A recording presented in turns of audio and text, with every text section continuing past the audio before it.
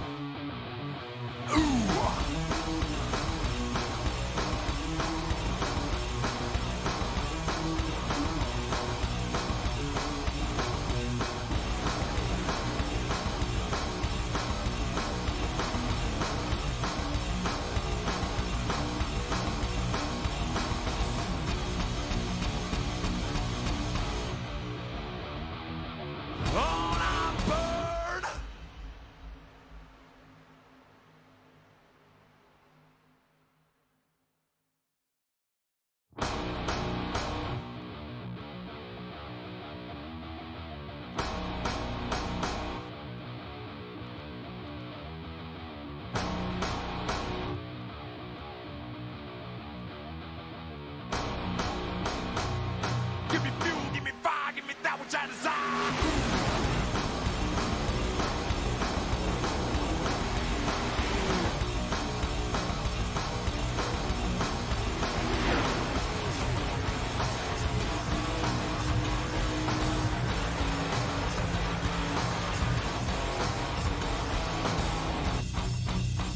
Give me fuel, give me fire, give me that which I desire.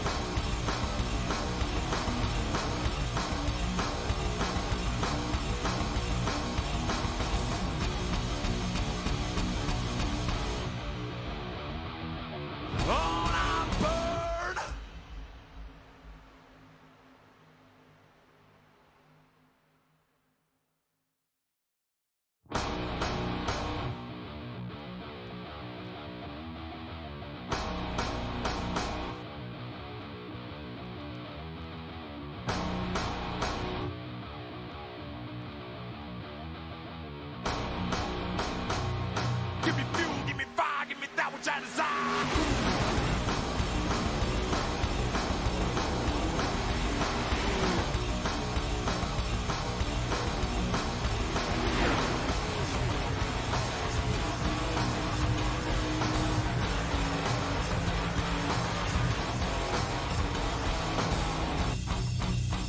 Give me fuel, give me fire, give me that which I desire.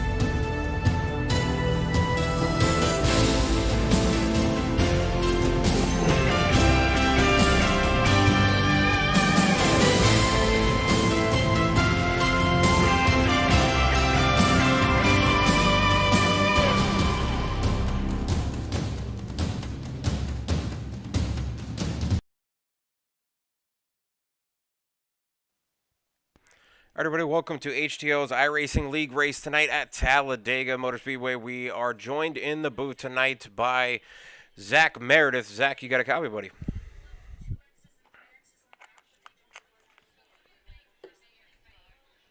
I'm not hearing Zach. He must have stepped away. All right. Zach, I got you. He's there. All right. We're at Talladega tonight for HTL's iRacing League race. This is their 9th race of the season. Thank you for joining me in the booth tonight. I bring you in because I brought you in for Daytona, and you were what I would consider a very, very talented super speedway driver. May have another guy joining in later on this evening who's also another super speedway talented driver, your friend Cole Snyder. So we'll have you and him in here. But, how are you doing tonight, and what are you seeing on track?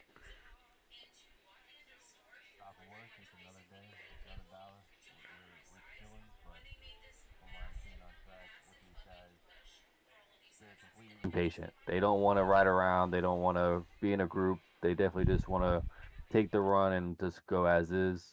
But that's not going to work. These cars are parachutes. Once you get out of the draft, it literally will slow you down so much.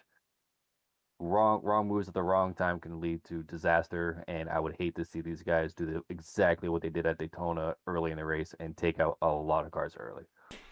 Yeah, Daytona, that super speedway race early on in the season, we did see a few crashes of guys making moves that they did not probably necessarily need to make early on in the race, but hopefully they've learned. We've had a few races since Daytona. Like I said, this is race 9. We have had single-digit winners except for Blake Henderson. He is our only multi-time winner throughout the entire season so far, 9 races in. So we've had a different winner every single race except for 2. So Daytona, Talladega, similar style driving. Talladega, obviously a lot wider of a track. I've seen you win races here. We've seen Cole whenever he comes into the booth. We've seen him win races here. Another guy that you and I both know as J-Paw.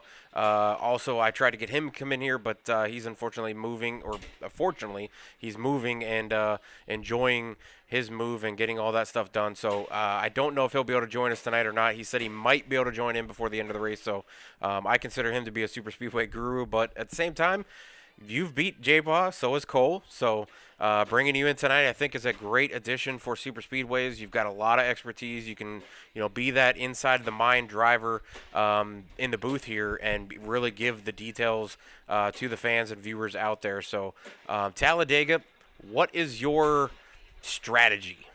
Do you go to the front? Do you stay in the back? Do you hover? What do you try to do? What league I'm racing. It just depends if I'm doing stages or standard no stages, and how long the race is and how much fuel I have. I don't know how much these guys got in the fuel tanks, but going off the stages at 15 laps and 30 laps, the only stint I could see them having any fuel issue would be the last one, which would be 36 laps. So they might have to make a pit stop at some point during the green flag if it goes green. But my strategy is usually qualify up front and stay up front, no matter in cup cars, Xfinity cars, or trucks. But there are some days where I'm just not feeling it.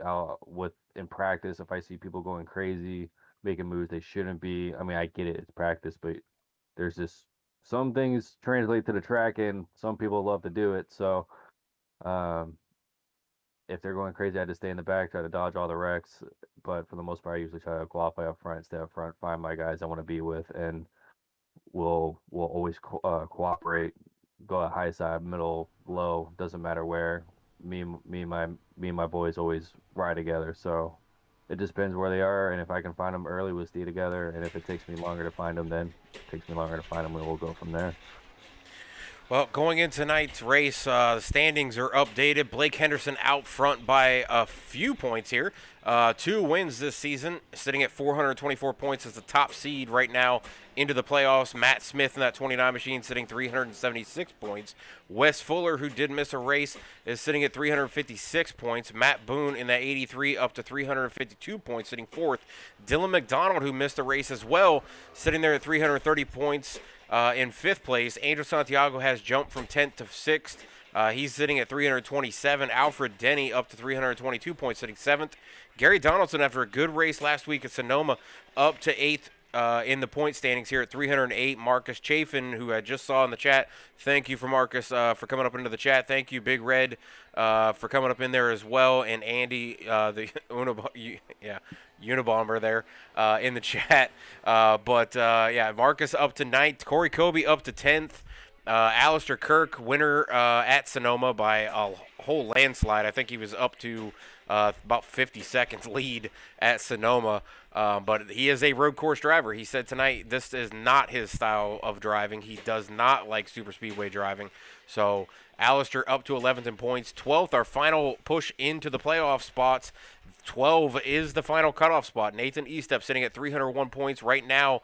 Only what I'm looking like, I'm showing an 88 that possibly is a 98, but it might only be about 13 points there over Matt Stevens in that 98. Hunter Whitlock sitting at 285 in 14th.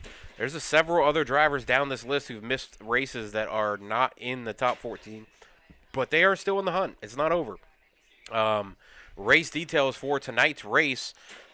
This is the In the Shadows 175, 66 laps tonight at Talladega, that a little over 2.5 mile super speedway. We all know it. We all enjoy watching it on live on TV, except for when they have rain delays. Only 3 cautions last year at Talladega race for HTL iRacing. The margin of victory was only .017 with a 3-wide finish. Cool track temps tonight, 75. 76 for humidity. Stage breaks tonight will be at lap 15 and lap 30. So not too many laps right off the bat, Blake, to jump right into this. Really quick. Sorry. Yeah, Blake. We messed up on the lobby, and we have to open another one. It's already up, so just go ahead and join that. The race is only 3 laps in the other race, so that would have been a fun one. So. All right, well, it's all good now. Yep. Everybody out there viewing, we've got a little bit of a technical difficulty, so we'll back out of that and jump right back into another session going on. So give me a minute here to get that changed around. But, Zach, if you want to look at those Google Notes there we got from Blake Henderson and maybe give a little bit of that rundown, I will jump everybody over to that session on the screen. Sir, so obviously today we're going to have cloudy conditions, high grip, low temps. Tire wear is not going to be an issue. It's never an issue at play tracks anyways. But then you got Talladega. You never know what may happen. I did hear from a few drivers that Dylan McDonald has promised to run 110% every lap. So you can probably see that guy's going to be aggressive all day. I mean, he was one of the guys I was seeing in practice that was being really aggressive, just taking runs whenever he could. Don't get me wrong. Then you also have Kevin Gildney Jr. He's also a great driver. He recently won at Daytona in the Ghost Cup Series, so he might be a one to watch with previous winning experience. He might be able to get it done. And then in this league, back from Daytona in the season opener, you have Blake Henderson, who is the reigning champion of the last restrictor plate they did. He will always be a one to watch. He was running top 5 that entire Daytona race. So I could look out to see he would do the same thing today at Talladega. Yeah, he's the only returning person still in the league that finished in the top 4 at Daytona earlier this season. The other 3 drivers that were in that race that finished in the top 4 did not continue with the league. So they are no longer here. So Blake, the only driver in the top 4 or top 5 in that Daytona race to actually be racing tonight, that's a pretty big showing there. Blake did finish second, I believe, at Daytona. So newcomers coming to Super Speedway tonight should be able to jump up in there. I agree. I think Dylan is one of the more aggressive drivers tonight. I watch him over in the ARC series on Saturday night. He's pretty aggressive over there, pretty fast. There's multiple drivers. I would say there's probably 10 in my mind to keep an eye out for. There's Blake Henderson. There's Dylan McDonald. We've seen Matt Boone over in other leagues win super speedways. I think that one season he won like 3 out of the 4 or 4 out of the 5 super speedway races that went on that series. Shad's usually up front, but he usually gets caught up in something, so we'll see what happens there.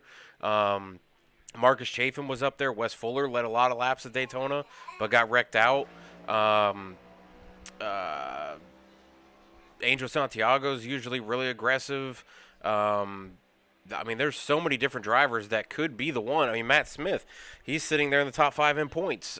He could be somebody aggressive. Corey Kobe, he's still looking to be that driver that comes out and gets his first win on iRacing in a league. So could he be more aggressive tonight to come out and get that first win and maybe secure his spot into the playoffs? He's sitting 10th right now in the points. So he could come out here and get that win, and that might secure himself. So there's a lot of different guys out here for different reasons trying to get as many points as possible, but all of them are chasing Blake Henderson, who's sitting first in the points. Absolutely. Thing is, it's Talladega. You never know who's going to win. The guy in last place in points could win. The guy in first could end up 15th, 18th, have a bad points day. And like you said, Corey Colby could have a great day, win the race, get his first win on iRacing, and then in the league, secure himself in there in the playoffs. Talladega is unpredictable. You never know what may happen. Well, there seems to be a lot of Blake fans out in the chat. I'm seeing Blake Nation all over the place. Guys talking about Blake being a favorite. Guys talking about watching Blake drive is like watching Mr. Clean. I don't know who these guys are out here rooting for him, but must be some good fans of Blake's, and I can't say he's not a favorite. I mean, he finished second. He was in the top 5 pretty much the entire Daytona race. He's leading the points. He's won twice. He's our only multi-winner. I don't think he's finished outside the top 5 in most of the races this season through 9 races. So he can't not be a favorite if he's that consistent, and he's leading the points by almost 60 points. So I don't see why he couldn't be a favorite. But I mean, there's so many different drivers who could be involved in tonight. It just depends on where that dice rolls, and does it hit a certain person. Some guys have come up and been hit tonight, or been hit the last couple weeks, that you and I mean, we've seen guys be really fast, but they get hit. That caution bug comes out, and some guys just get caught up in other people's messes. Some guys make mistakes. Some guys try to be a little too aggressive early or late. Some guys try to, make that slide across the front bumper and are not clear and hope that the guy lets off, and you wind up taking both of it out, or spin across track and take out half the field. It's Talladega is such a roll of the dice. Anything can happen, exactly. So I don't know what can happen tonight. Could we have another first-time winner in this league? Could we have another multi-winner? Could Blake secure his 3rd win of the season? Could somebody come out here and get their first ever win on iRacing in a league race? You're probably going to hear that a lot tonight. Anything can happen on this track from start to finish. We don't know what will happen. Pit strategy could come in. When we've seen fuel save races. We've seen guys finish the race coming out of 4, run out of fuel, and putt the whole way to the finish line and win because they played the fuel strategy correctly and it worked out for them. So there's so many different possibilities, and I'm just excited to see what happens. And I'm really appreciative of you, Zach, being in here to really call this race with me and bring a lot of expertise. I think it's a good thing for you being in here. You got the voice for it, so you got the skills on track. So that brings a lot of it's like bringing Dale Jr. into the booth. It brings a lot of skill and a lot of talent in there. Oh, calm down. I'm not Dale Jr. I'd like to have his money. I'd like to have the money of Dale Jr. But I'm saying the skills on track, man. Yeah, I know. At least on iRacing. Yeah. Well, it might be a little different if I was actually physically in the car. I don't know how that would go. I don't know. We'll see. I mean, there's so many different people. I have a favorite in my mind who I think could win tonight. I know usually the guys are like, oh, don't make a pick, don't pick me. But I mean, there's certain, maybe 1 or 2 guys I'm specifically watching and hoping that they'll come across with a win. Since you're not here usually every week, I'll let you go ahead and pick your pick. I'll be honest, I don't know if I want to pick because going off of practice, everybody was just making moves like it was every man for himself. So I don't know. They didn't do a lot of teamwork or anything. I mean, if I had to truly pick anybody, I'm not going to go with the favorite, Blake Henderson. I mean, that's just, he's currently the best driver out there, just going up a points-wise because I am not here every week to see.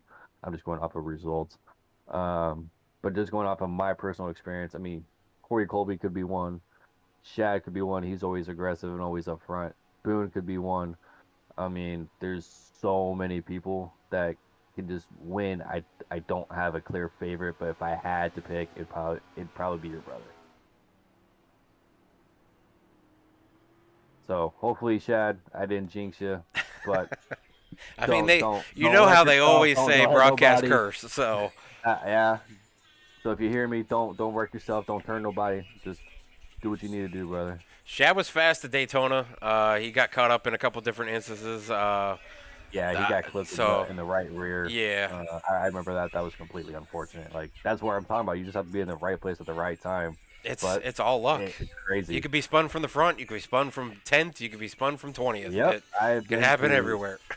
It literally happens to me all the time. I've been spun from being the second to last place car and getting hit from the last place driver. I've been spun from the lead multiple times on the last lap, or even on lap one. I mean, you never know what may happen. You just can't control other people's driving and how they lift, or if they don't lift, or how they line up on your bumper. I mean, there's just so many things that can be incorporated. I mean, even in practice, I seen three people try to get hooked up and they turned each other because they couldn't hit each other right. Well, I can say, So Shad was pretty fast last week at Sonoma. We've seen him be fast at Sonoma and road courses, but he was really fast last week. And if it hadn't been for Alistair just being a complete road course pro, or at least it seemed like it, I mean, he was blowing the doors off of people. They had stage breaks, and he was 30 seconds out in front of the field after stage one. Then he was 20 seconds out in front of the field after stage two, and I think he won the race by like 18 or 22 seconds. So it was a complete show for Alistair, but if he was not on track, Shad was second fastest all night. He got sent to the back twice and came all the way back through the field, which is super hard to do on a road course, making passes and was able to finish second. So we'll see what happens tonight with him. I mean, I can say my pick is probably running around in a Hot Cheeto car if I can find him on screen. But what's he got? Yep. Is it Hot Cheetos? Fire? Nope. I don't know what that is. Might be Hot Cheetos. I don't know what it is. But he's got something on there, but he's on screen.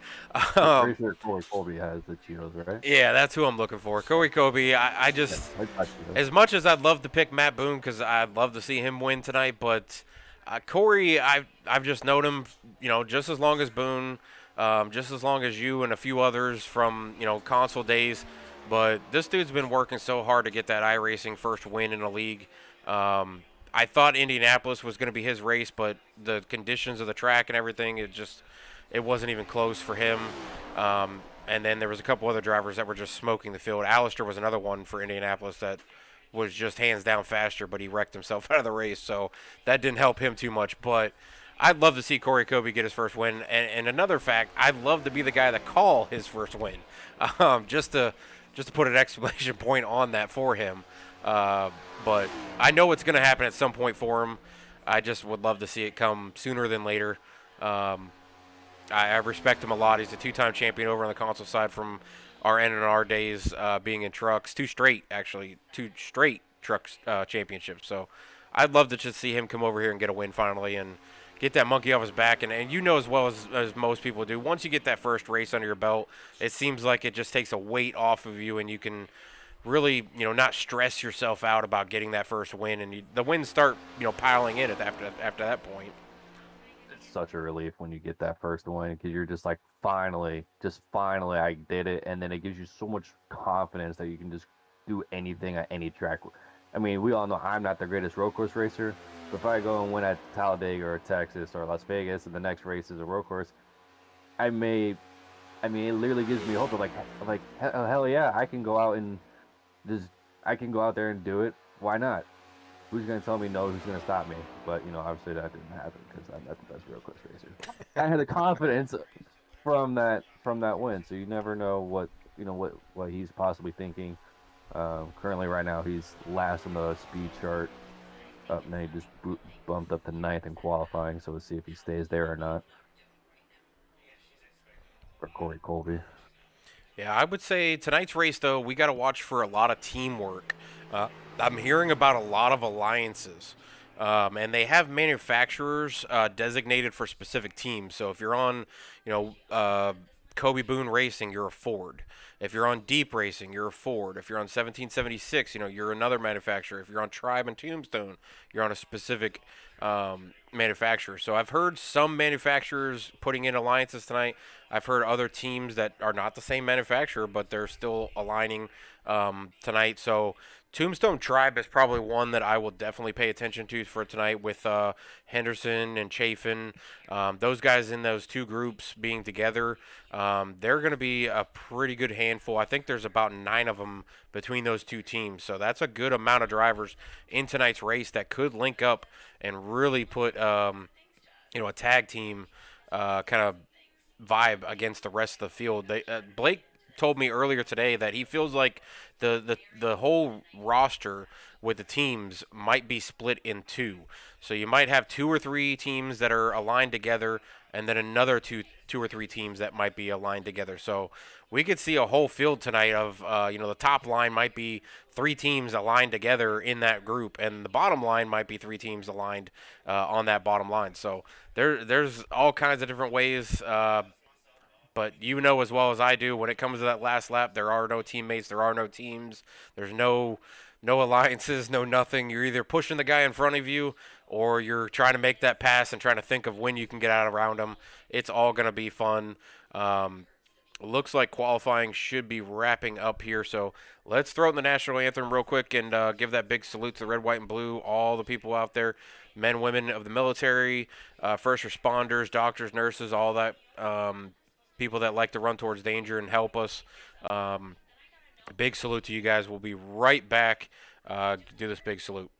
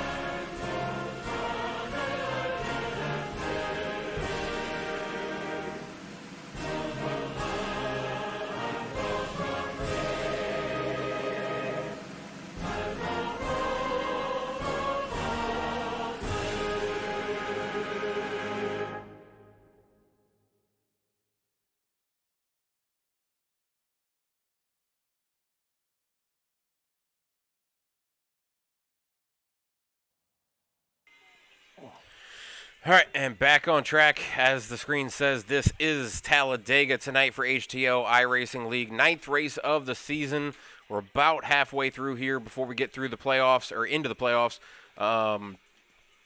Big clear point leader right now, as we said, Blake Henderson in that 25.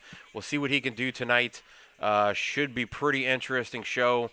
Right now, qualifying, Shad Swatsworth is going to probably get that pole.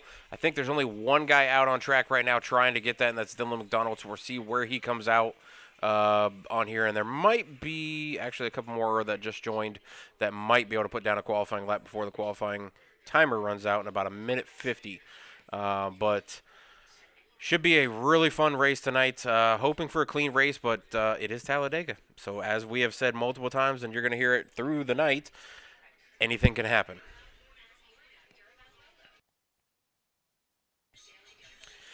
But let's go out and talk to a few different people here in the stream. I'm seeing still a lot of Blake fans out there. A lot of people out there saying we're so gallantly streaming. Flag was still there. Home of the Braves.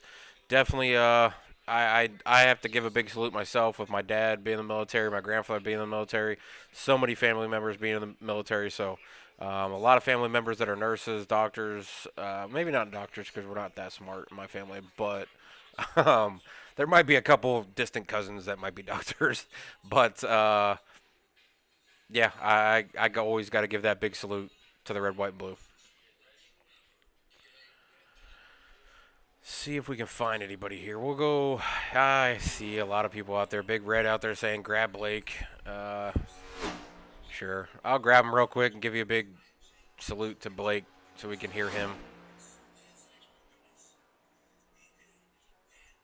Blake, you got a copy, buddy?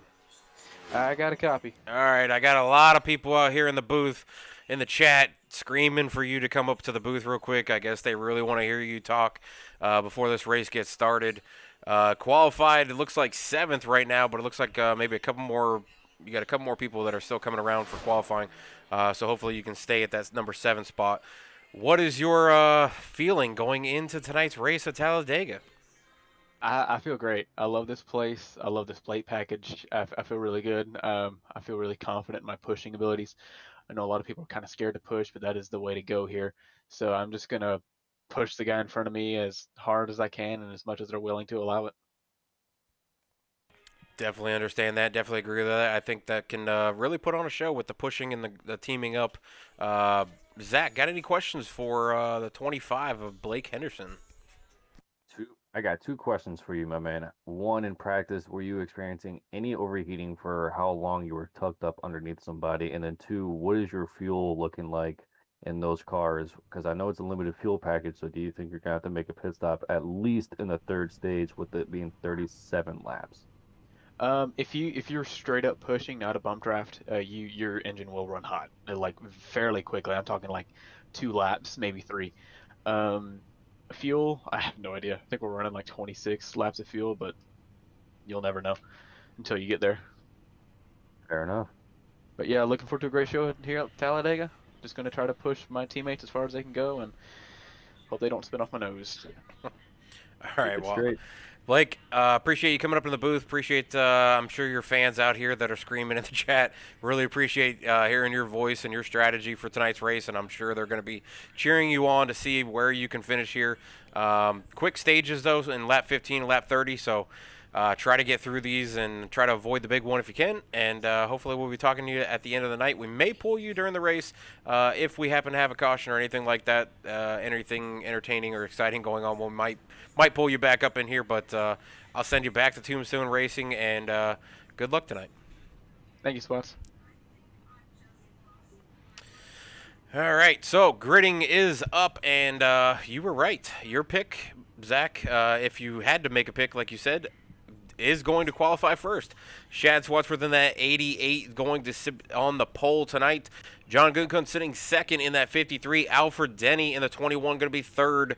Wes Fuller going to be pulling off on that outside row in 4th place. Matt Smith going to be 5th in the 3rd row with his outside Angel Santiago. Blake Henderson, we just spoke to, sitting 7th in the 4th row with Gary Donaldson to his outside in that 22. You and I see that 22 every week, and it seems like he's always at the front of the super speedway, so we'll see if Gary Donaldson can put the J-Paw mojo into that car and get it out front. Matt Boone in that 83 monster car sitting 9th. And Dylan McDonald, who we were talking about as a possible favorite of giving 110% tonight, is going to be sitting 10th. Zach, go ahead and give him the rest of the field here. You have Marcus Chaplin in 11th, Hunter Whitlock to his outside in 12th, Bryce Bower 13th, Matthew Stevenson to his outside in 14th, Corey Colby, one of our good old buddies over there, in 15th, Mark Kirkhurst 16th, Zachary Apperson 17th, Nathan Epstep 18th, Ryan Montre in 19th, my bad. David Anderson 20th, Alistair Kirk 21st, Kevin Gibney Jr. 22nd, and rounding out the field in 23rd is Nathan Blankenship. I think Nick Blankenship actually is their race control, so I think he's just Well, in there. then. But yeah, so rounding out the field with 11 rows tonight. Kevin Gibney Jr. being that last place car right now did not qualify with Alistair Kirk as well, so it looks like they're going to be starting towards the back, trying to avoid anything that happens into turn 1. We're getting ready to go into turn 3 and 4 now. so far, you're pretty well stocked up here, Zach, with picking the pole sitter. He is your pick, I guess, for the race. So we'll see what happens here with that 88. These guys getting pretty loud, pretty cranked up. We will have our crank it up session maybe once or twice throughout this race. There's a lot of different drivers, a lot of different fans out there. We're cranking up through the numbers here. We're getting up to 25 viewers right now going. Mama Fuller, I see her out there. She's always rooting for her boys, West and Dylan. We'll see what happens with their cars tonight. Yes, I will definitely be looking at Wes's car as well, Mama Fuller. That's a paint scheme I'm very much looking forward to showing off for everybody. But we are going to go green here at Talladega as they come through that tri-oval. Shad is going to be the one that's going to be the lead car. Once he gets into that area that he can snap onto that or push onto that loud pedal, we will go green into turn 1. And here he goes live at Talladega for HTL iRacing League. We are green.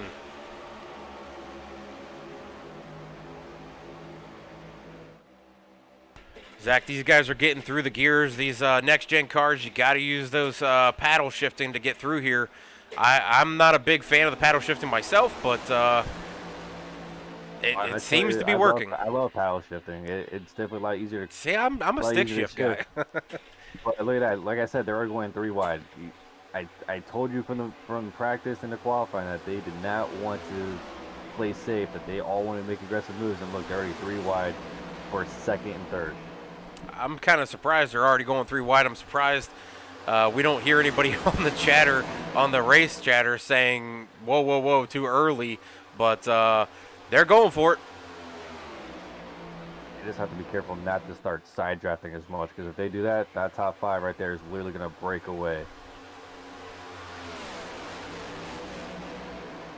Yeah, it looks like they're calming down a little bit, kind of folding into the 2 wide, 3 wide, still a little bit further back. But, yeah, this top 5, top 6 could really break away. That top line, they shouldn't have actually gone to 3 wide. They should have really stuck together. And you see now about 4 or 5 cars on that outside line, second line, whatever you want to call that, have formed up. And the first guy in front of that is the 5 of, or the 8 of Marcus Chafin in that Bud Light car.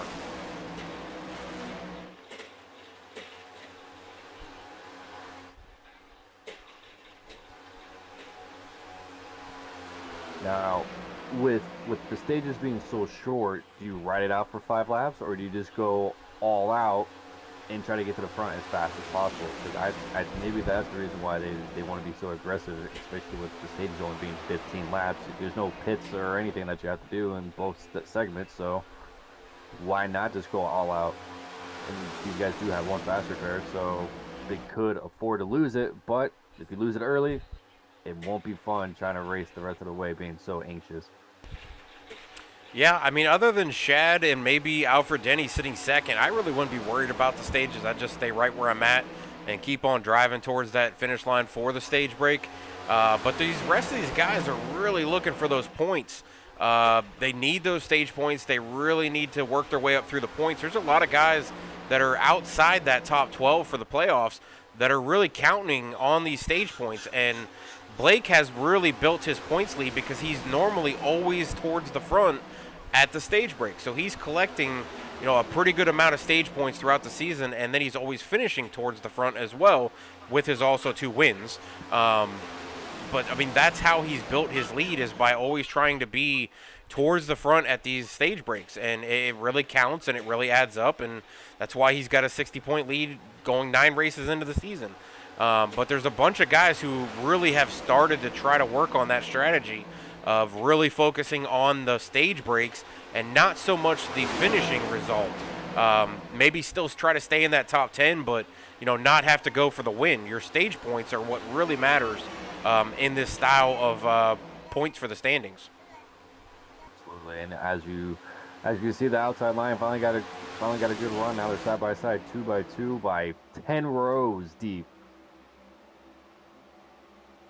Yeah, and I don't know if I'm trying to look at the numbers here. I'm seeing a few teammates that have started to try to link up together, or at least maybe alliances with teams that are starting to link up together. I do see that 21 jump to the outside, and he does have Wes Fuller in the 5 right behind him. pushing him along.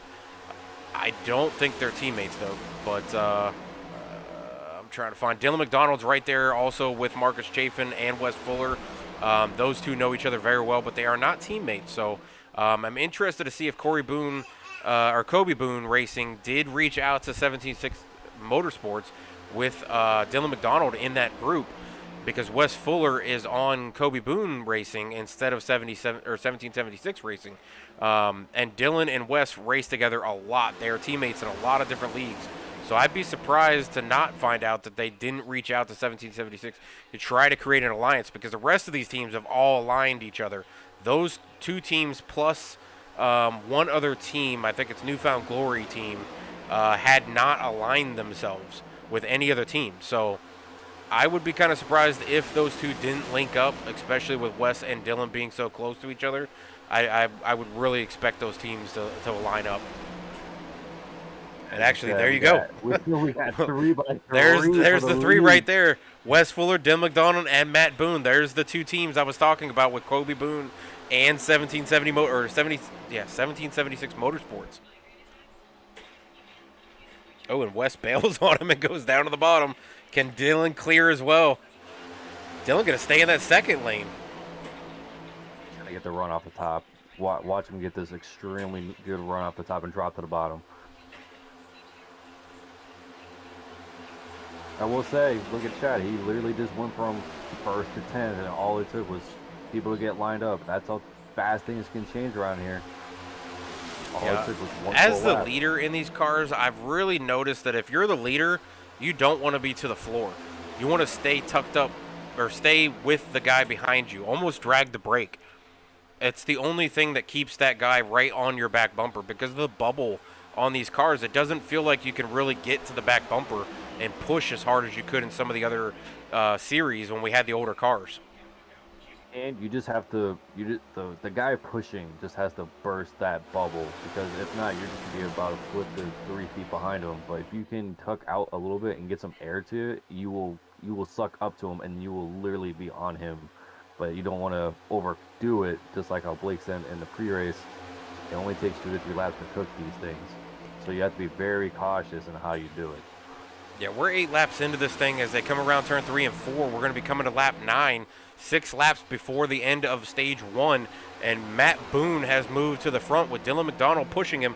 His teammate, Wes Fuller, now sitting 3rd with Blake Henderson in that 25 body armor paint scheme sitting 4th, and then Marcus Chafin, who is Blake's teammate, sitting right behind him in that 8 Tide Mobile, and Matt Smith also sitting there as well. So 3 teammates lined up on the bottom from 4th to 7th. Then you have the front 3 that are not teammates technically, but I think they're aligned with 1776 Motorsports and Kobe Boone Racing. Wes Fuller and Boone are part of that group originally. So that second line, though, did fall apart a little bit. We saw some guys try to go third line, did not work. So now they're back to lining up on that second line. We'll see if Alistair Kirk, who does not like super speedway racing, but he is leading that second line. And then you have the pole sitter, Shad, in that 88. Dylan McDonald ducking out from second place with Wes Fuller. Wes Fuller bailing on his teammate. That's a 110% move right there to get that lap led. Wes Fuller just bailed on his teammate of Matt Boone and followed his other teammate from other leagues, Dylan McDonald, around his teammate of Matt Boone to the front. Blake Henderson following both of them. Now he's sitting second, and now he's going to bail on Wes Fuller. Did I ever say friends Look aren't at really Shad a coming thing back in up. Talladega? Friends are where you find them, and frankly, there's 22 cars, you have 21 friends. This is... Who do you want to go with? Oh, we got a car wrecking on the backside.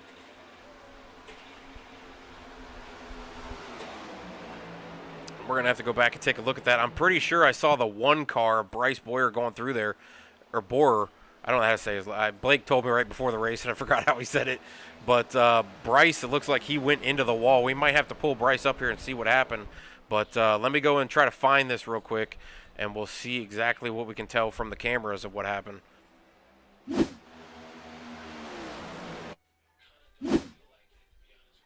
All right, so right on the 1. And we'll take a look here. Actually, let me get a little closer. We'll go to far chase and pull up on the one. It honestly just looks like the 23 of Bryce goes down just a little Oh. bit into the other guy's lane, just a tad, and it sends them right up into the one and just absolutely destroys them, taking with them with the other 41 car as well. Yeah, it looked like the 23 of DJ Anderson. I'll back it up here and take a little bit closer of a look. He goes down. It looks like he taps Matt Boone on the right rear as he thought he was cleared or something.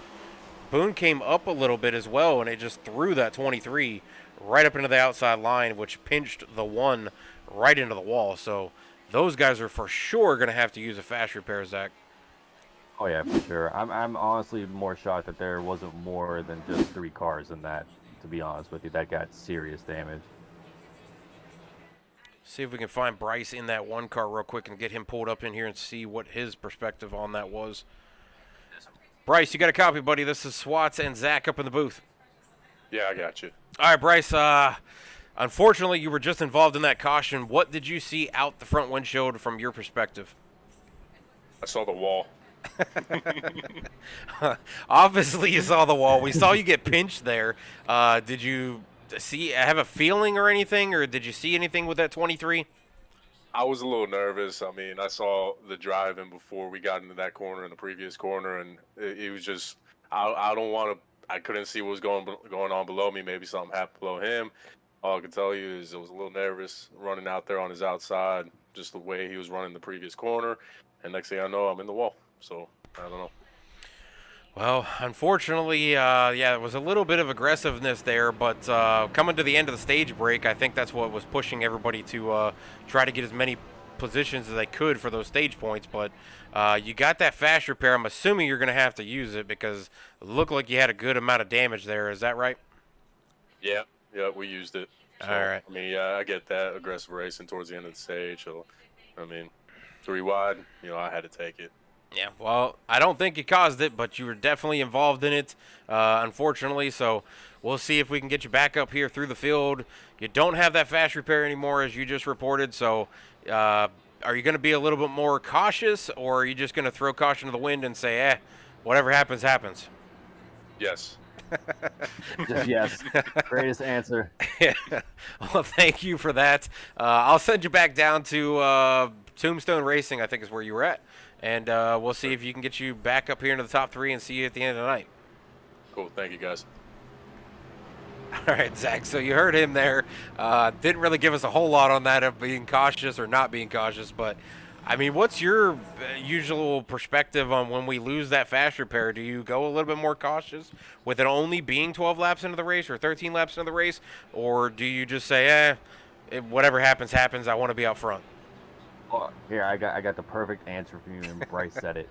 Yes, you can go either way. I mean, realistically, for me personally, if I have to use my fast repair early in the race, I stay in the back. I will stay in the back until probably about 20 laps to go, and then it's fair game. But that's just me. So him and his philosophy, we don't know because he just said yes. We'll find out what he's gonna do. Well, we did have pits open there, and only 2 cars took the trip down pit lane. Looks like it was the. Do you think it's just fuel for this? Because we only have another 15. Actually, we're going to have 2 laps before the stage break, and then we'll have 15 laps till the second stage break. So, you think it was just fuel, or I never really go for tires on super speedways. I don't know how you are with it, but I could probably run the entire race and never take tires. Tires are non-existent at plate tracks. I'll tell you firsthand. You could spin out 6 times, and I promise you still won't even have to change tires. But even if it's gas, I don't understand it because you can still make it. You'd pit anyways in 2 laps. But if that's the case, are they setting themselves up to get to first and second or the top 5 because the rest of the field's going to come down and take gas? But with Talladega, we just seen it where your brother literally was in first and he went all the way down to 10th in 3/4 of a lap. So everything can change, but it's how do they want to play it, and if what actually happens is going to determine if that's a decent call or not. But we shall find out. I genuinely don't know what they're truly thinking because it's not good. If they played it from the top 10, they just lost points. If they can get this back in a lap, if not, then they're trying to set themselves up for stage 2. But and then again, you have a caution in 2 laps for the stage.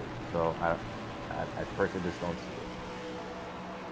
Yeah, I saw, looked like Matt Boone was in the chat earlier saying 20 laps was the fuel mileage. So if they pit now, took full fuel, they're within the window to stay out till lap 30, stage 2 ending. That could move them up to the front at the end of stage 1 if the rest of the field pits. If the rest of the field has been saving under this caution, under the start of the race, and saving in the pack, could they make it to lap 30?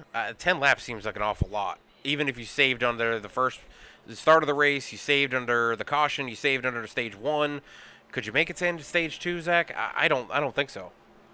With this limited fuel load, I really doubt it. I truly doubt it, but we don't know because even Blake said he didn't even know. So yeah, so those guys are banking on the rest of the field pitting. Yep, exactly. I mean, that's not a bad strategy, I guess, if you're going to give up the stage points, but we saw it earlier, like you said, Shad went from 1st to 10th back to 3rd.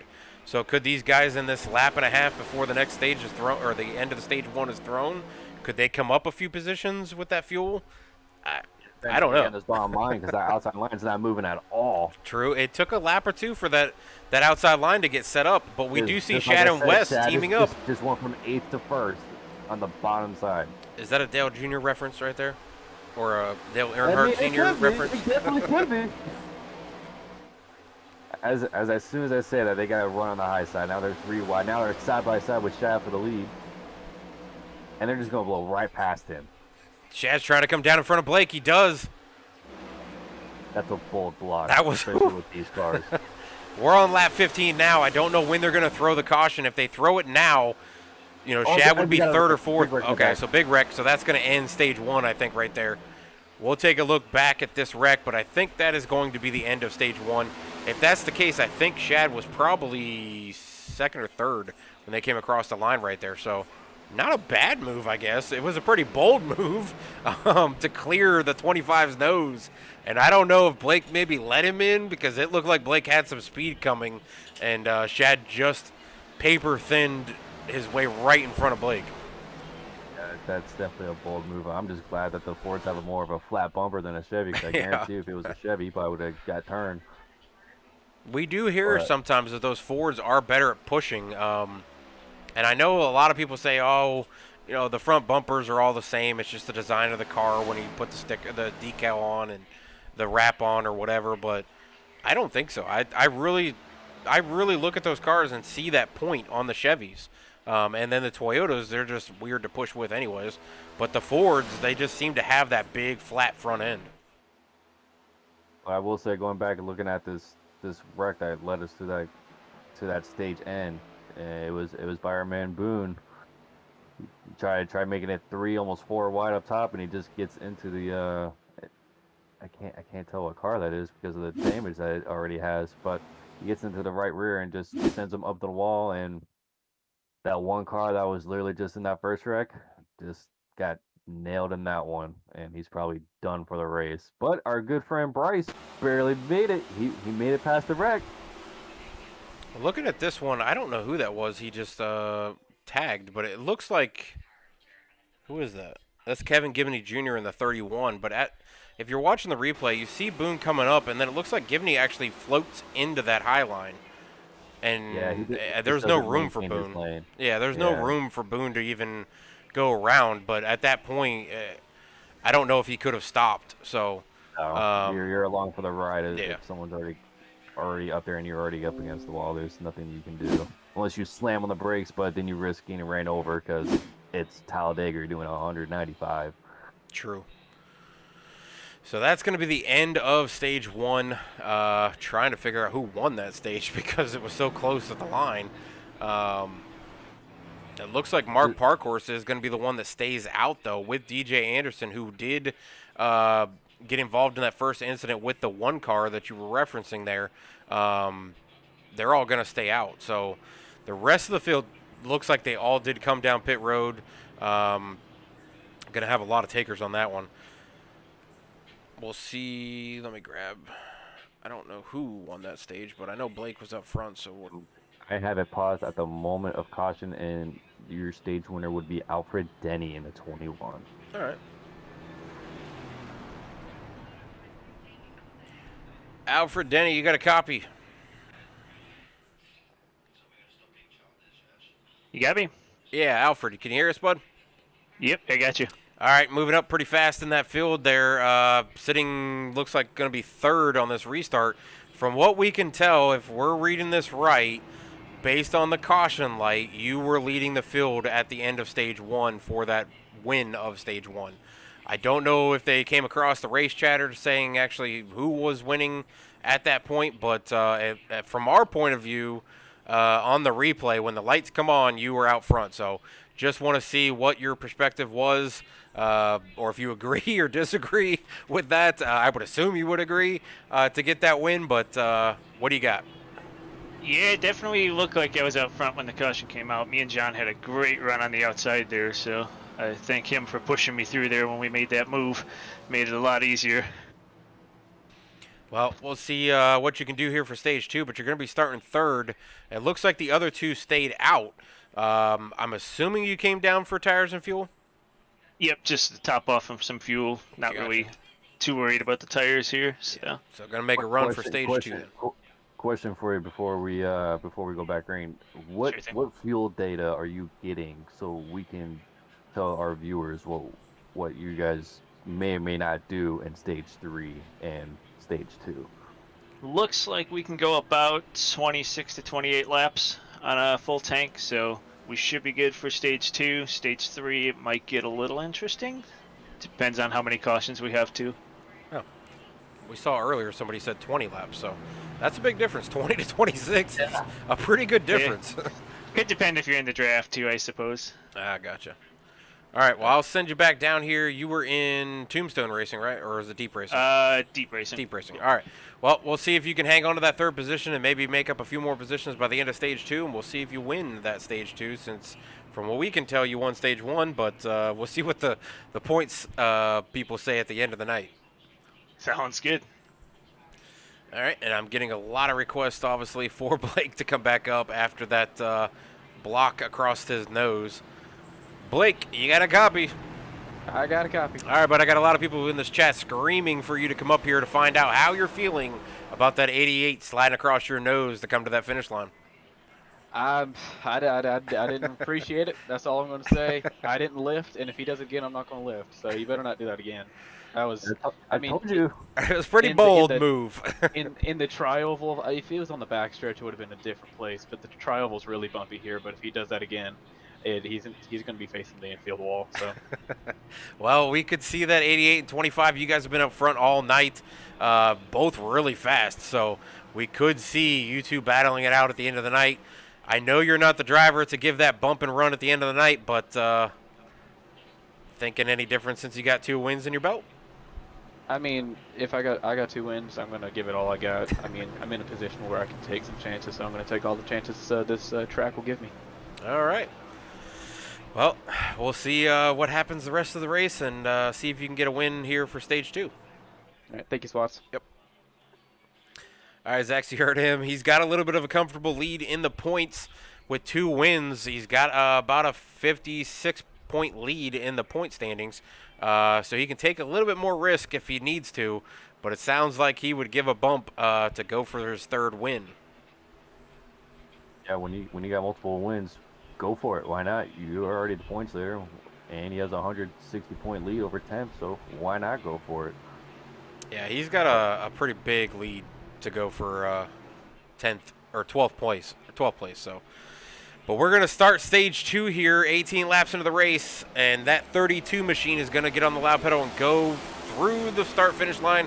And we are back green, Zach. These guys are 2x2 getting through the gears, going into turn 1. Do you try to make moves at all through turn 1 and 2, getting through the gears?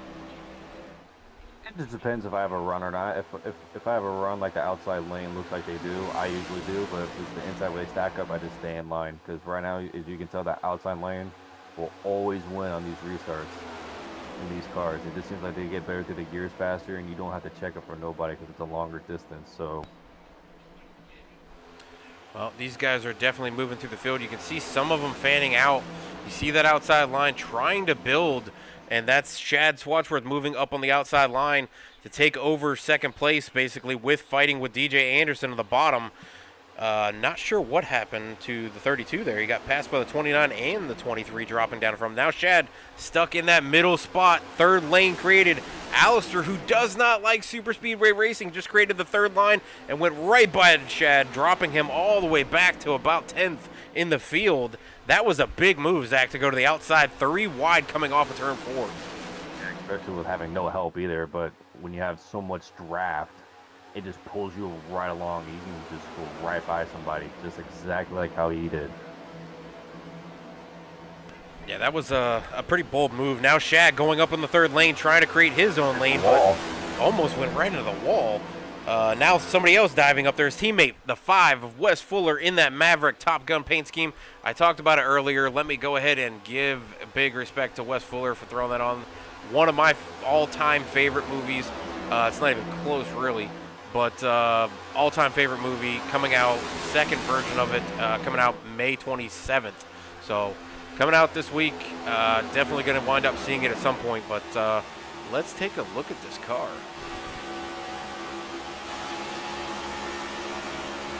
Got that Maverick paint scheme, and if we can get inside that car, if I can find the view to be able to look back at him. Yeah, There it is. He's got the Maverick helmet on, so definitely going to be pretty cool. I see Mockerson out there saying Top Gun remake going to blow. I don't know. I've been waiting 35 years for this movie to be made. Massive wreck, massive wreck. Cars going everywhere. Oh, geez. That is literally The 3/4 big of the one. field. That's not the big one. That's the massive one. We're definitely going to go back and take a look at this one, as this one has definitely got Calamity written all over it. And yeah, Zach, it looks like half the field might have been involved in that one. So let's go all the way back here and find what started this. We know that third line was being created by Shad and Wes Fuller. Let's see if that was anything to do with it. It goes to the outside of Boone. Shad hits the wall, but he doesn't come down. The 44 hits Boone and turns him straight down into the field, and all chaos just broke loose.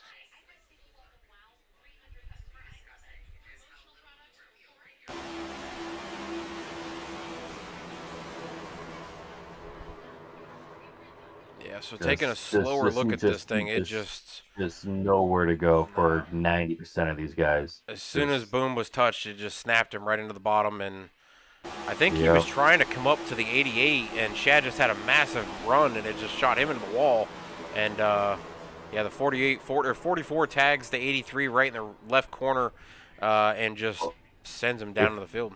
If you back it up just a little bit farther, you can see Boone trying to get to the outside of the 98, but he hits the right rear quarter panel of him just a tad and slows him up a bit, and that's what slows him down to where it makes it the 44 either decide to take that little gap between him and the 51 or just stay behind. But yeah, that definitely wasn't the right move. Did the 98 move up and almost block the 83?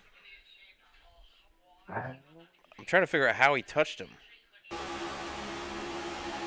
Yeah, I think the 98 wiggled and moved up. Boone's just right behind him, but it looks like Boone tried to go up just a little bit and just tapped him barely, and created that massive just difference of air that just parachutes you, and going from 190 to 185 in a matter of 200 feet. And Shad had nowhere to go, so he went to the wall. Yeah. All right, let's try to grab Boone and see if we can get an explanation of how he's feeling about this one. Blake told me he wanted to bring in people that were involved in incidents, so whether or not they're happy or not, he wanted to get that entertainment. So let's see what they say. Matt Boone, you got a copy, buddy? I got you. All right, bud. From our perspective here, we're trying to figure it out. It looks like you tried to go on the outside of the 98, and he might have wiggled a little bit and caught your left front, which slowed you up and then slowed the 44 behind you, who then caught you in the left rear. Is that what you're feeling like, or what you saw out the window? so he started to go down the track, and I kind of held my line there, and we weren't centered together anymore. I hit his right rear. I know that.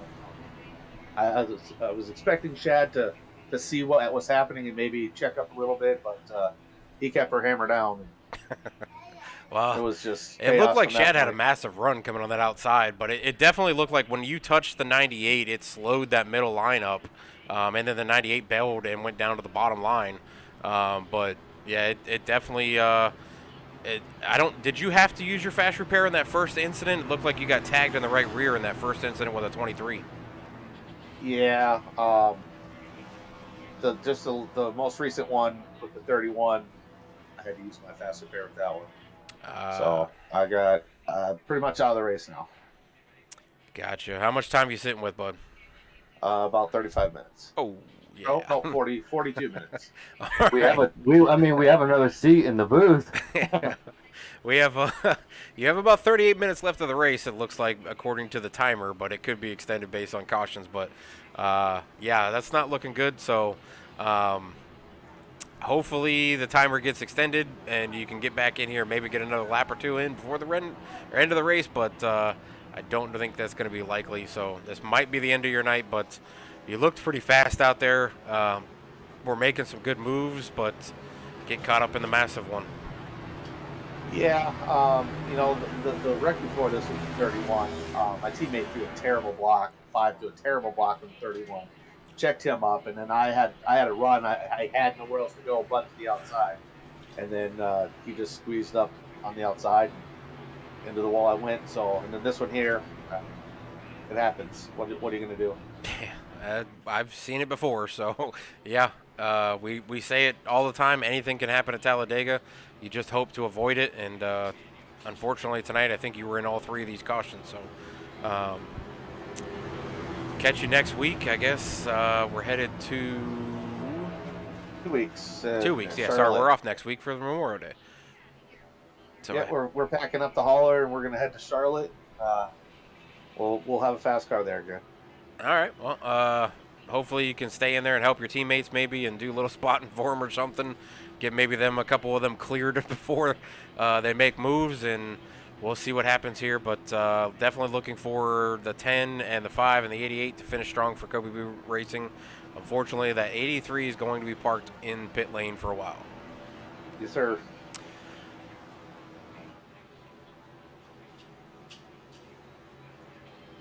All right, Zach. So, yeah, Boone's out of the race. That's going to drop Kobe Boone Racing down to 3 drivers. Shad's still out there in 3rd, it looks like. Doesn't look like he had too much damage when he brushed the wall there. The 5 looks like he's got his fast repair done, and he's back up in there in the top 5 rows. I'm not seeing... We'll say we still have 19 cars on track out of the 22 that started, so it's not too bad. That is true. Especially after that massive wreck. So, I mean, obviously they just used their fast repair. So now, how do they take it? Because now you have the stage ending in 6 laps. So do you play it aggressive, or you just like, nope, I'd rather have a good finish than at the stage point. So this should be interesting when they go up through the gears here. Well, what I'm going to do, actually, is I'm going to throw us into the Crank It Up as they get through the gears. So turn up your volumes, and we'll be right back. We're going to take a quick break through Crank It Up, but you will hear all the sounds as they go through here.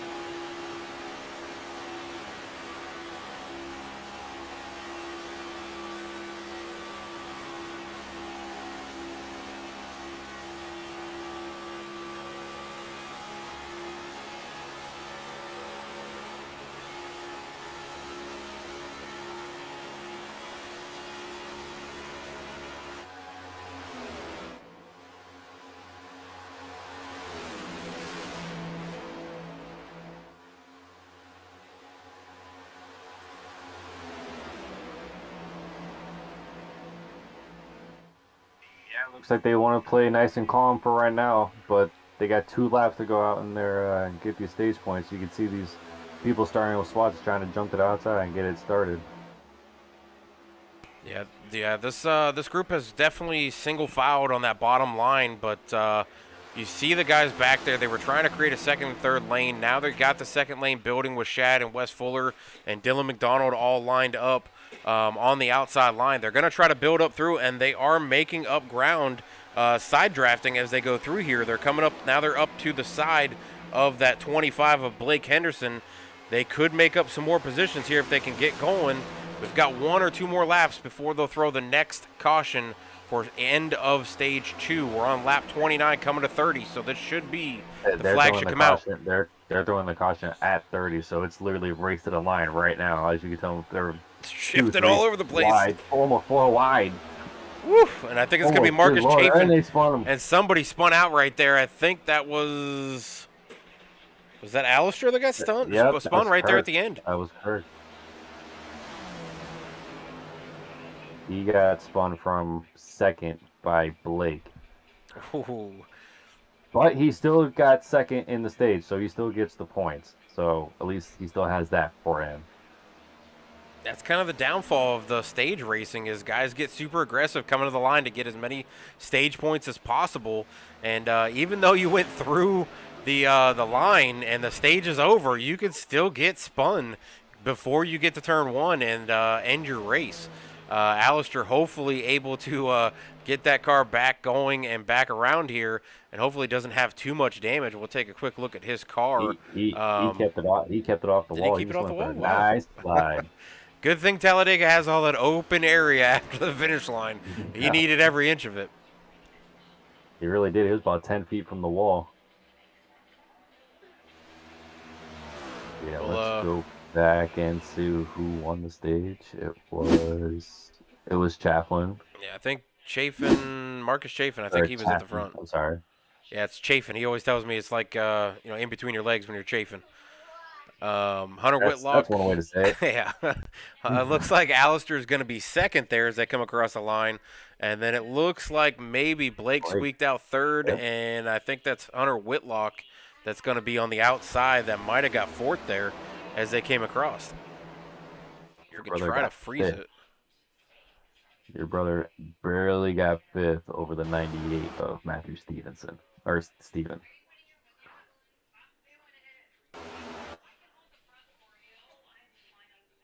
But now this is interesting because now that it's look at him almost 5 wide coming across the finish line.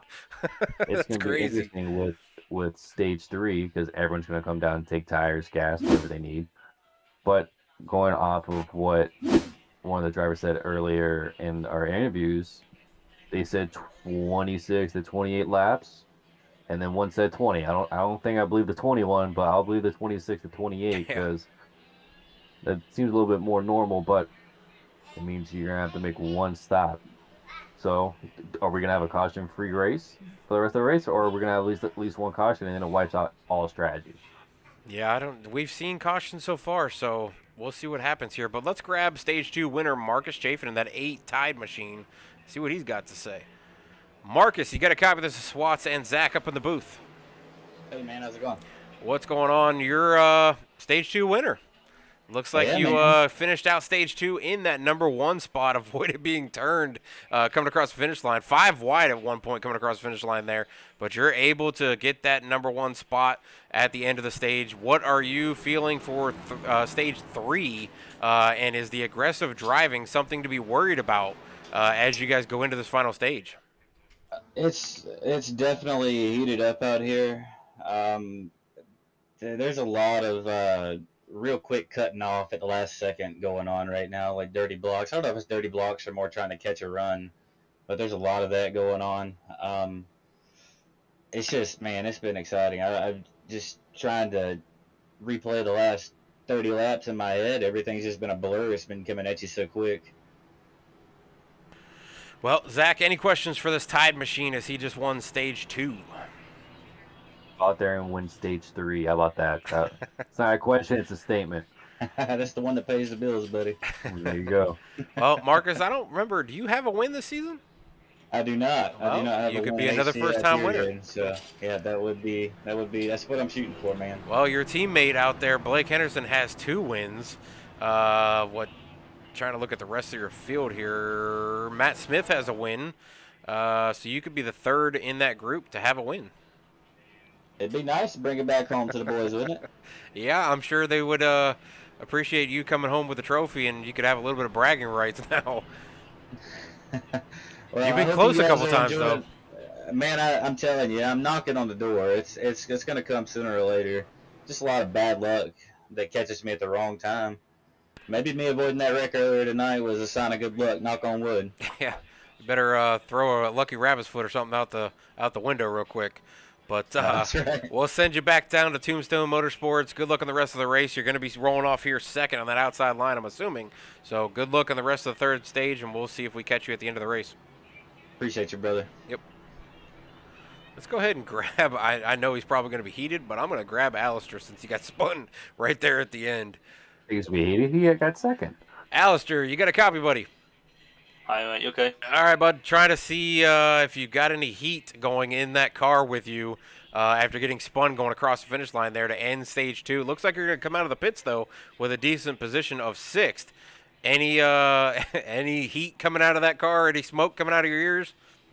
No, man. I'm just trying to work with my teammates. I mean, I was trying to push Marcus there to get the stage win. I don't know. I think he did. He did get the win in yeah. stage 2. Yeah, it was just a mix-up of me and Blake. There was kind of a gap there on the inside, and I kind of came down on him in the last minute, I think. So it was just kind of 2 lines into one, and luckily I kept it off the wall, and yeah, we're just going to see what we can do. Yeah, that runoff of Talladega was a saving grace for you because you had a lot of room to not hit that inside wall. But you said last week when you had your blowout win at Sonoma, that super speedway racing, you hate it, and we've seen you up front most of the night so far. You finished 2nd in the end of stage 2. You're still in the top 10 right now, going to the stage 3. What's your goal of the rest of the race besides not crashing? Yeah, I mean, I've kind of surprised myself when it's like my plan was just to sit at the back and see what I could do and try and get a top 10 if I could. Top 5 would be great, and if I win, if I get a win, then so be it. Well, as I a think road course racer, I think super speedway win would be at the top of the book there for you. Yeah, I mean, it's the plans have changed a bit now. I mean, I'm going to go for that win, just see if I can get it. But yeah. All right. Well, Zach, you got any questions for Alistair as we come to out of turn 4 here? Man, go out there and do your best. Cheers, buddy. Thank you. Yep. I'll send you back down. You were in Tombstone Motorsports, correct? Yes, mate. Yeah. All right. Good luck. Cheers, pal.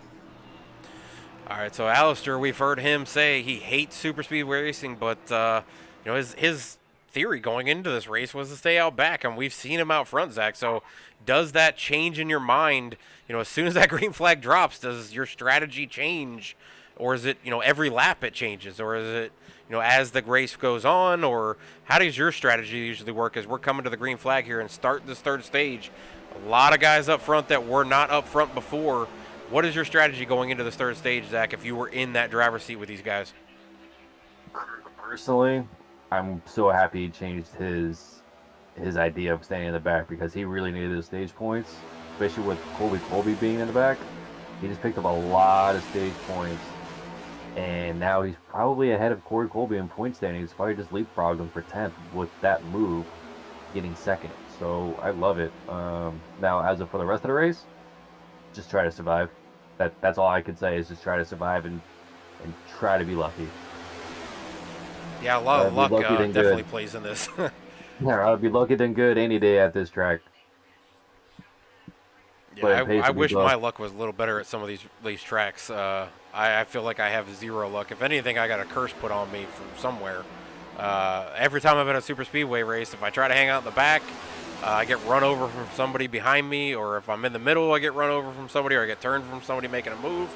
If I'm out, I've been spun from first, so it really is. I mean, the target is on you any position on this track. It can come from anywhere. It can come from out of nowhere. It's just unexpected. The unexpected is to be expected at Talladega. Absolutely. Can't say anything better than that for this place or Daytona or iRacing Super Speedway. That's the exact statement. Expect the unexpected. But these guys got through the gears pretty quickly. That outside line did not get going, and that 8 car that started in second on that outside row has fallen. He's fallen all the way back to about 5th or 6th now on that inside line as he jumps down there, and everybody's pretty much bailed on that outside line. You see a few guys still out there trying to make it work, but it's not going to work if guys don't get lined up, and you've got a big line on that bottom row being led by Nathan Eastep in that 55. He had a good race last week, I think finishing 3rd at Sonoma, so this is going to help his point standings as well, being out front leading some laps. And that Dylan McDonald in that 38 that we've seen all over the place he's up here in second. I know that's got to help Mama, or got to make Mama Fuller happy. Her son, though, not having a good race in the back right now, sitting 18th. He started in that outside row, and that outside row just completely fell apart, and he fell all the way to the back of the field. So he's going to have to make up. We've seen guys come from the back. All it takes is a few guys to get lined up on the outside row. We've seen 2 right now lined up with the 31 of Kevin Gibney, the 21 of Alfred Denny, now the 32 of Mark Parkhorst, and a couple more joining in. Shad Swatsworth also jumping out from that inside line in the back, trying to get caught up to these 3 that are now building up speed, and that's all it takes is 3 cars. You need 3. It used to be tandem, but I see always it's 3 with these next-gen cars. You can have 1 car pushing, but that 3rd car has to push the 2nd car to get it to the 1st car and then continue the train of just pushing each other one at a time going up through. Now you see more bailing from the inside line to come up. Yeah, you don't necessarily for the 3rd car have to be pushing, but you have to be close to give them a nice aero push, because you don't want to push the pusher in any situation. I mean, even on the last lap, I don't even like doing that. But with what I was just seeing with everybody being on the inside line and taking it easy, it made me think that they're going to try to save a little bit of gas, because you could save 2 to 3 laps under caution, after the stage break. And if they could only do 28 and you save those few laps, you might be able to make it all the way without even stopping. But now that they're going back to 2x2, makes me think that they don't even need that they don't care, that they're gonna have to make 1 stop regardless, take a splash and just haul the mail. So it's gonna be interesting what these drivers do in terms of strategy and how they actually race. But right now, it looks like they're just taking it pretty easy, side by side, giving each other a full lane in between each car, and not side drafting hard, just slowly working their way up on the outside.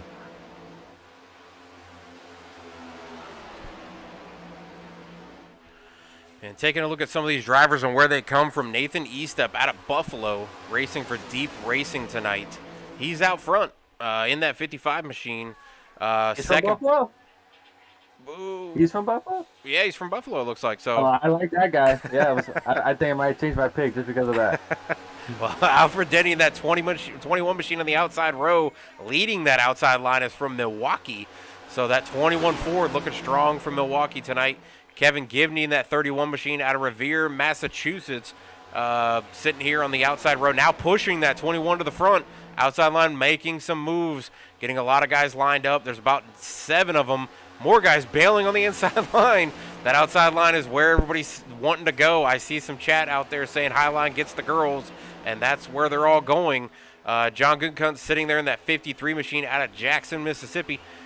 Looking through the rest of the photos, they're getting shuffled up here as the guys are lining up on different rows. Mark Parkhorst out of Enfield, New Hampshire in that 32 machine coming up through the field, now sitting 3rd. Blake Henderson up out of Atlanta, Georgia, as he says his quote, Highline gets the girls, in that 25 machine, sitting 5th now. Nathan Eastep took a fall and fell to about 6th. Dylan McDonald in that 7 machine out of Fort Wayne, Indiana, riding around in that 38.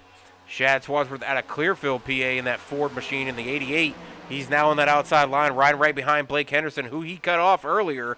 Now he's riding right behind Blake, so hopefully he wasn't listening earlier when Blake said if he comes across his nose again, he was going to turn him. Now he's got Shad, who may have heard that, and he's going to be on the back bumper of Blake. Gary Donaldson out of that 22 out of Mateca, California. California kid here.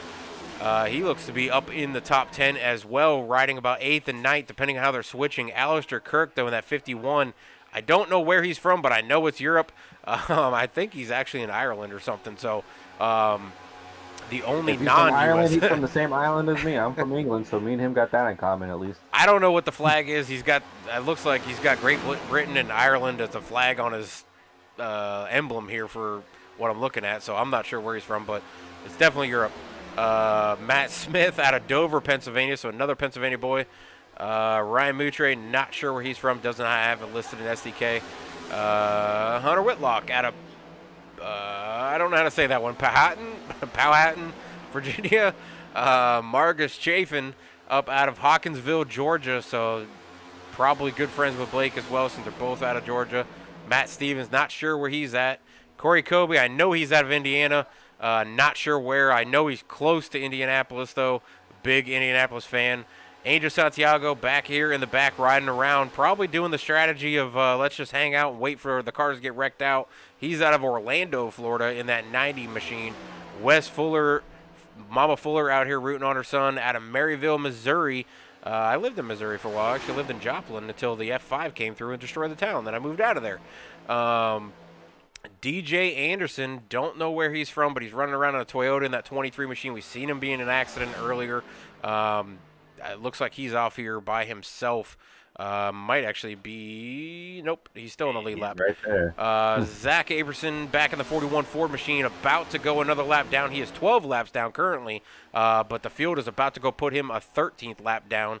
Then you got Matt Boone in that 21 position that we saw earlier. I'm going to say it's Rhinelander. Boone, I'm sorry if I said that wrong. He is out of the race due to the incidents that he was involved in. Bryce Boyer, or Borer. I'm not sure how to say it. I'm sorry. Doesn't look like he put a town, but he is out of Florida, so a Florida kid as well. A couple same states from some of these drivers. And then Nate and Blankenship are, looks like he's our, I'm pretty sure he is our race control. So he is out of Charlotte, North Carolina, so right there with me.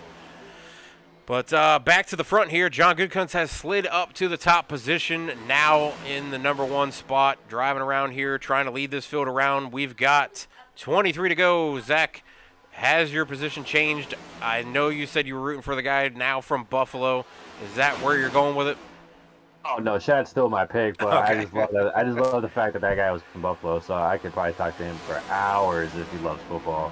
Because I could talk. You know, there all day are about Buffaloes in other states. He didn't put what state he was from. He just put Buffalo. So Well, if he's gonna put Buffalo, I want to assume it's the city. I don't know. He might not be a Bills fan. We'll see. I don't know. I'm gonna have to ask him if he likes Josh Allen or not. That's gonna be that deal breaker. I mean, I like Josh Allen, and I'm not a Buffalo fan, so. Good. That made me like you even more. I've actually liked him for a while. I liked him when he was in college, so I like the underdog theory of him being at a college that nobody ever looks at, and to come out here with a lot of people hating on him originally because he threw too hard or he had no accuracy and couldn't have any touch and anything else, and he's out here just ripping the field apart. So big respect to Josh Allen. I like him. Not a fan of Buffalo, but I'm not a hater of Buffalo either, but I do like Josh Allen. Too bad I don't think he'll ever hear that on this stream, but we can hope. We'd love to see Josh Allen on this. Yeah. That'd be But pretty cool. I'm seeing Creamship out there saying Jags, Bills. Jags beat Buffalo last year. Mention that to the Buffalo fans. Yeah, okay. We're not gonna go there. That's every team has. I their will say game. thank you though, because that helped the Steelers. So Yeah, I'm so glad I didn't buy tickets for that game. well, back to NASCAR though. We are here at Talladega. It is flying around here. These track temps, I mean, it's 75 off track, 91 on track. So not super hot as we usually see at Talladega. But luckily, no rain, so don't have to worry about that. Yeah, and there's no real problem with grip here, especially with how big the tires are and how wide these cars are. These things have an immense amount of grip. So hot temps, cold temps, you wouldn't really feel a difference. Now, if we're at 1.5 miles, like Texas or Charlotte, completely different. But here being wide open and with these massive bankings, you will never feel a difference, to be honest with you. Yeah, and I remember watching the Dale Jr. Spotlight thing. He was talking about when his dad first let him jump in a car. He wasn't even driving professionally in NASCAR. He was just, or no, he wasn't up in the upper series. He was driving late models, I think. And he was at the track with his dad testing, and he saw another driver that jumped in the driver's seat for Dale Sr. just to go out and see, because Dale really never let anybody mess with his car. But there was a driver he let go in. I think it was Boris said. He let him jump in the car and run around a lap. And Boris ran a lap time, and Dale Sr. looked at Dale Jr., and Jr. was like, I could beat that. And he was like, all right, get in the car. And then he took off, and Dale, I guess, got on the radio and yelled at him and was like, what are you doing? Why are you putting through pit road? Get on that gas. Get going. You need to get up speed. And then when he came back in, he yelled at Dale Jr. for cranking the wheel. And he was like, you don't need to crank the wheel. He was letting it move around on the track, and he wasn't holding it down on the bottom line. He was like 2 seconds slower than the guy who had jumped in. I thought it was Boris said, but it might not be. But he was like 2 seconds slower. And he was like, what are you doing? He was like, well, I was letting the car move on the track. He's like, don't do that. Crank it to the left. Hold it on that line. You're giving it so much more of track to run. He's like, that's where all your time is. He's like, you just ran an extra half mile because you ran out towards the wall. He's like, run down there at the yellow line. He ran back out there and ran a faster lap than Dale Sr. Dale said, get out of my car. So that was when Dale Jr. started driving, I think, in the Busch Series. So went on to win, 2 championships there? So actually, yes, sorry. Somebody just corrected me. Joe could just I couldn't remember who it was. It was Andy Petrie. That's who jumped in the car before Dale Jr. Oh, they're taking a 3 wide for a third. I knew I watched that Dale Jr. down low, but I couldn't remember who it was. The 22 of Gary is all by himself on the high side.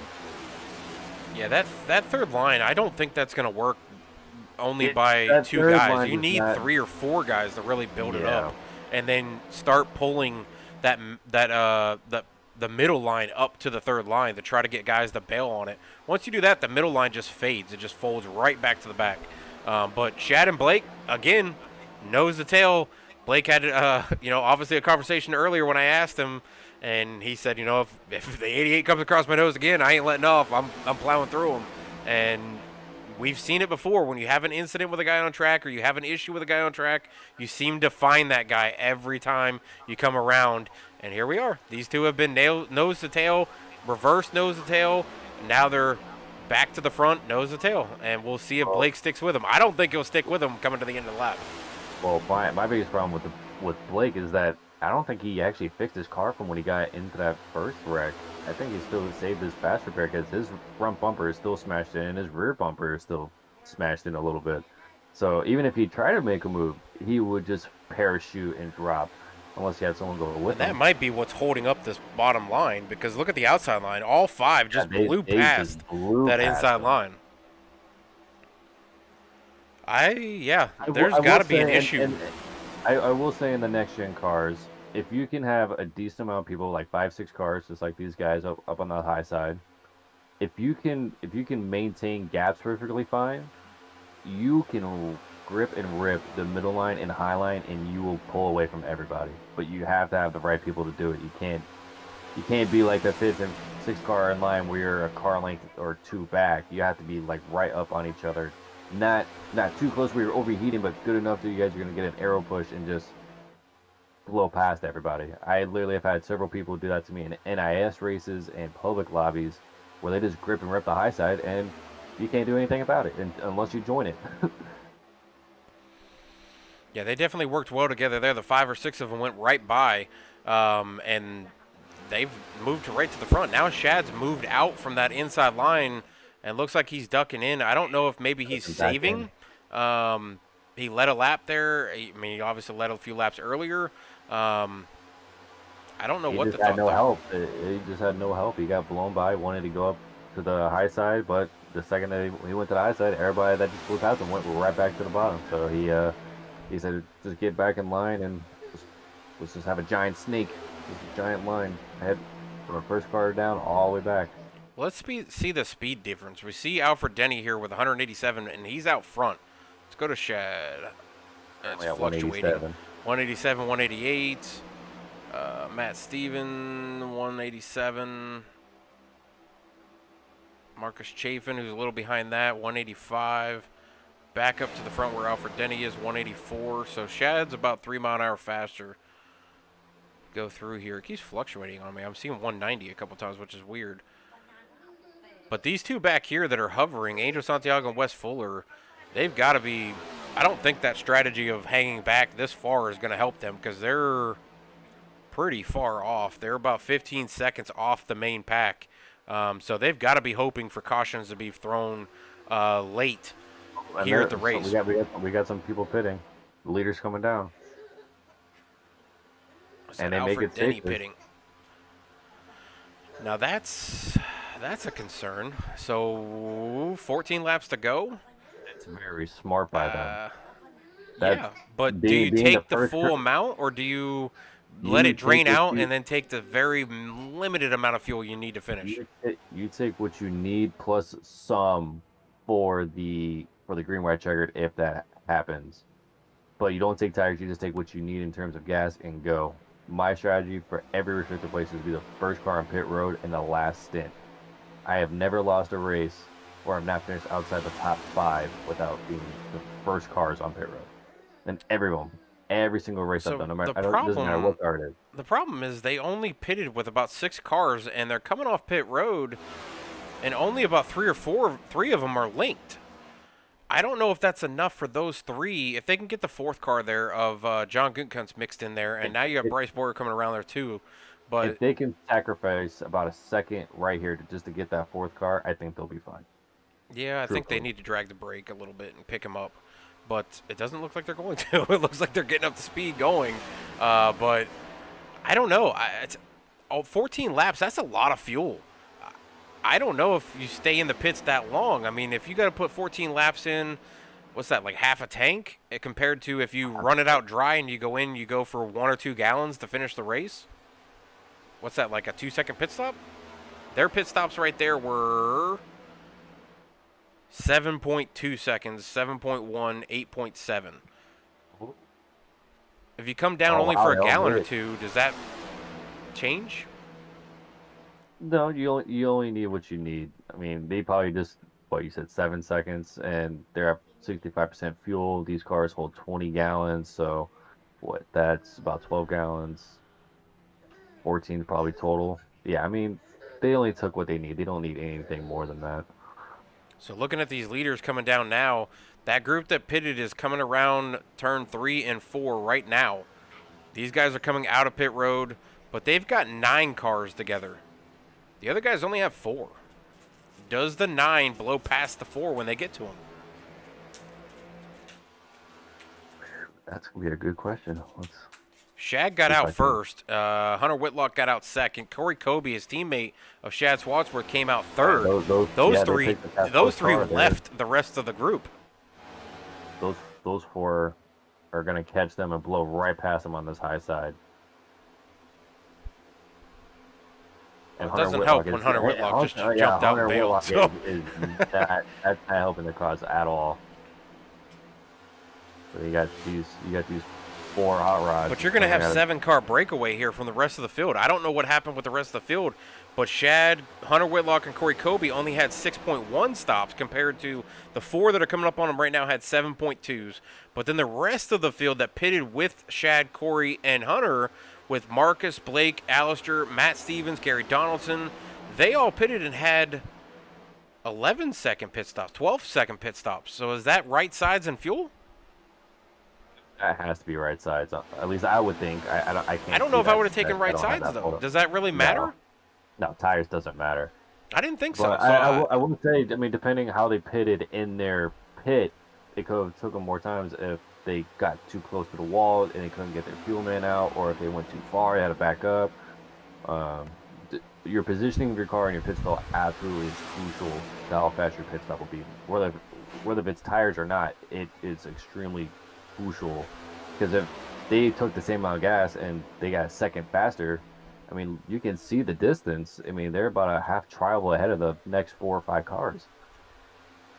So right now we've got Hunter Whitlock in that 35 who bailed on Shad and Corey Kobe. and went around him. He's now leading the 7-car pack. Mark Parkhorst on the outside rows in second. Shad Swatsworth in the 88 on that bottom row. Behind the 35 is third, or is fourth now. Dylan McDonald in that 38 on the outside row. He's going to be sitting there. Alfred Denny and John Guntkunz is also still in this group. Marcus Chafin and the other guys, they're about 2 seconds off this pack. But these guys are too wide, and they're all single file. I mean, if they're gonna get stuck side by side with this, and these guys are gonna line up, I mean, let me go look on chat speed. I mean, So they've got 4. They're doing 185. The leader of that group Is doing 191. Yeah, That's what I'm saying. Like, those 4 lined up, and with Blake pushing Marcus, they're going 190. And if you even look at, let's say, Shad, he's going 182. They're catching him. They're going to blow right by on the outside line of that third lane. If they go 3 wide, this could get really interesting here with these 12 cars. Oh, this is about to be a move. Yep, 3 wide. Oh, and that was close. But now you're 3 by 3 by 3 for the lead with Chase Kaplan taking it. Gone right around the outside. They just go right to the front. Now, right to the junior line. What is the advantage there? What is making them faster? Is it the tires that they took on the right sides? No, I don't think so. It's just literally when these cars get side by side, they just go so much slower. And if you're head to toe like these 4 cars, where you can go $190, almost $195 with just 4 cars, and then look at the pull that the 21's getting on those 4. I mean, it's just nuts how much difference being side by side versus single file is with these cars. That's why in these cars, I always want to be single file. I don't want to be side by side because you go so much slower side by side with how draft dependent these things are. I mean, we saw it earlier when we were looking from the front of the field, and the leader was only going 185, and the middle of the pack was going 187. Now look at the leader, Marcus Chafin, 192 from the front. And then we go a little further back, 190, 194. I personally think they were probably dragging the I was going to say, I think they were dragging the brake, saving. They had. Oh, 35 getting moved out of the way. Actually, it looks like it came across. Looks like it came across Shad's nose trying to be pushed, and Shad pushed him out of the way. So it's okay though, because he saved it, and they're just grinding together. But yeah, they had to have been dragging the brake or something. But even looking at Marcus's speed right now, he's still doing 188, 187. So it just depends if you get a good run or not. Because even right now, he's getting a giant push from Blake, and now he's doing 130 or 193. So Blake's able to push very, very well with that Ford. So that damage on the front of his car, it must have flattened it perfectly to where he can push it right up against Marcus's bumper and just shove the crap out of him, because he's pushing him faster than we've seen anybody else be pushed tonight.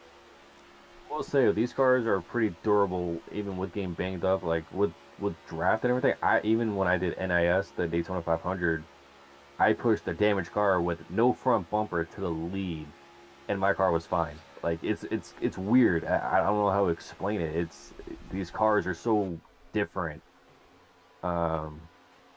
But even with a damaged car, you can be in the lead. You can be pushing.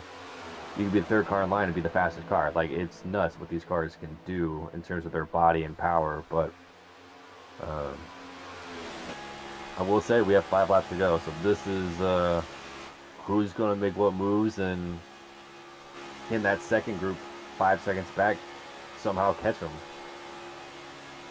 That 4 car group. If they get side by side, I don't know if that 4-car group. Look at the run that Henderson's getting right now, coming up to Chafin. He's doing what I would expect somebody to do in a draft. He kind of drops. Whoa, we're inside the back bumper. But he drops back to the third place, or the third car behind him, so that he can get the push from that guy. Then that guy shoves him out to Marcus, and then he pushes Marcus for a while until the rest of the group catches the field. That's how you're supposed to push. You get the push from the guy, and you just keep doing it. It's an accordion effect. The 25 goes up and pushes the 8. 51 comes back up to the 25. 25 backs up to the 51, gets the push from the 51, goes right back to pushing the 8. It's just a repetitive motion over and over and over. You see a lot of guys get to the back bumper of the car in front of them, and they just continue to push until the rest of the field goes right by, because they don't let off. you have to back up to the guy behind you to get the push from them so that they don't blow right by you. Exactly. The funny part is I can talk about it all night, but I can't ever seem to get it to work on track. So I just don't have the right push partner, so it doesn't work.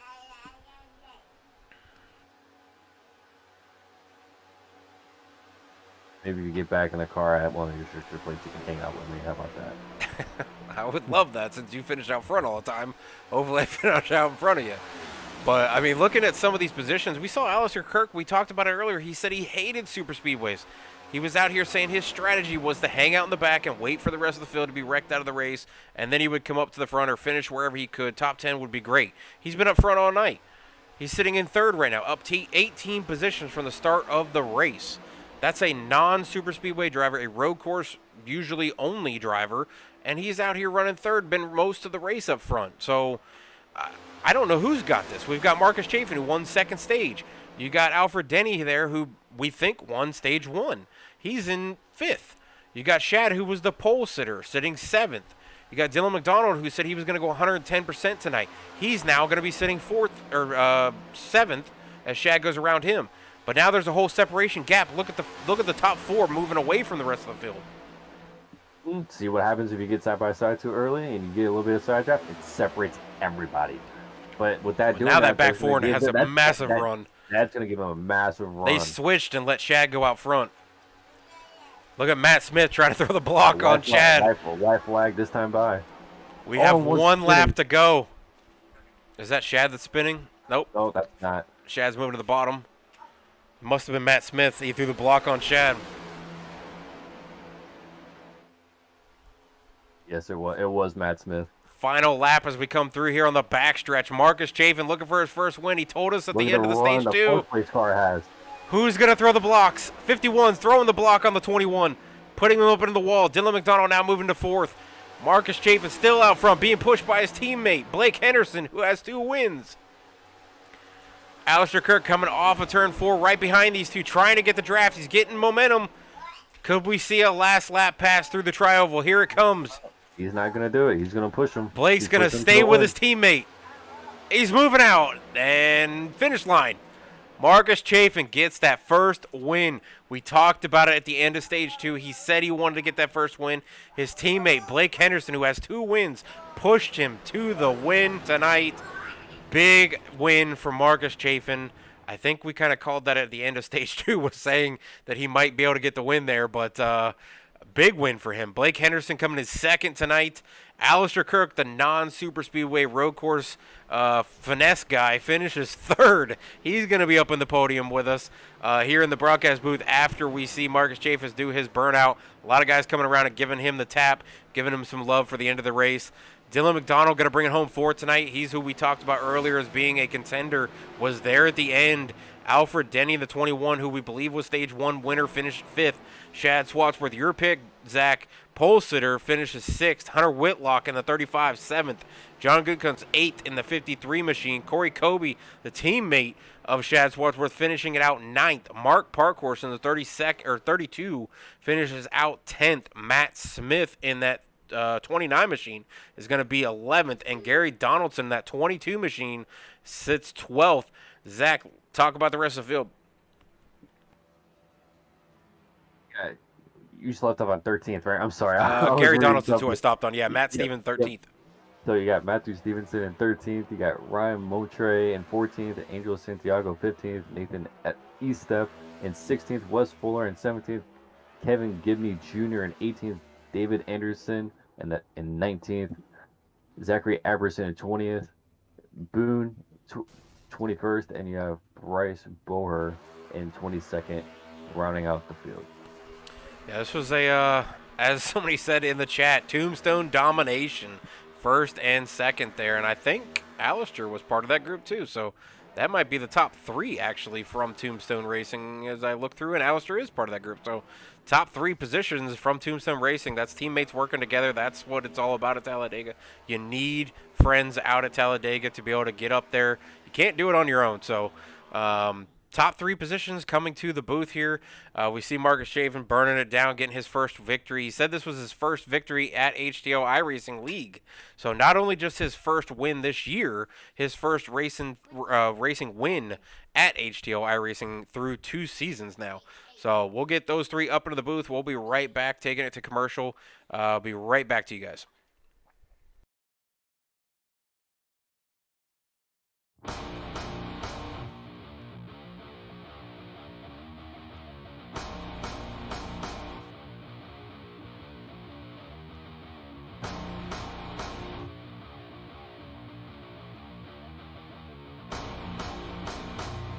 Give me fuel, give me fire, give me that which I desire.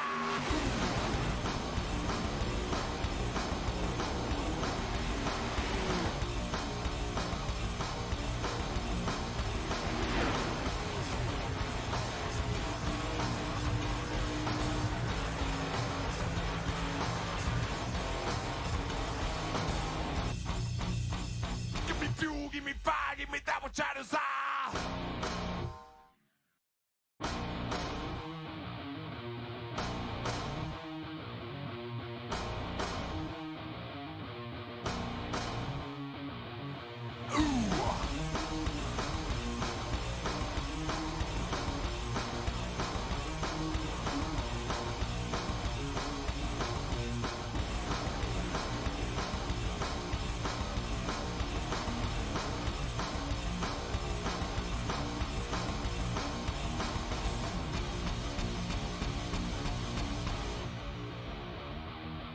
On a bird.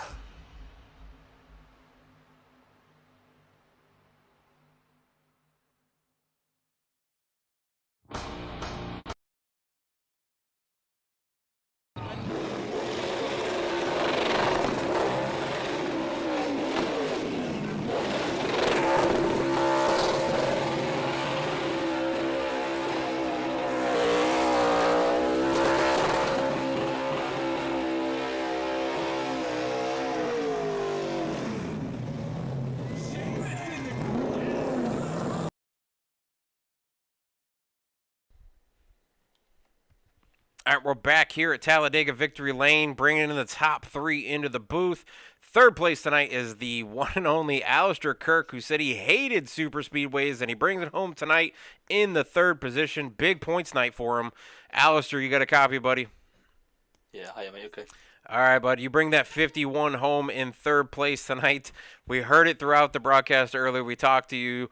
You said you didn't like super speedways. Your strategy originally was just to hang out in the back, but after that second stage, you decided to move up through the field. You rode up front most of the race here. You had a fast hot rod. You got spun at end of stage 2, finishing that stage in 2nd place. You bring it home tonight at the finish of stage 3 in 3rd place. Give us a roundabout of what happened there in stage 3 for you to come home in 3rd.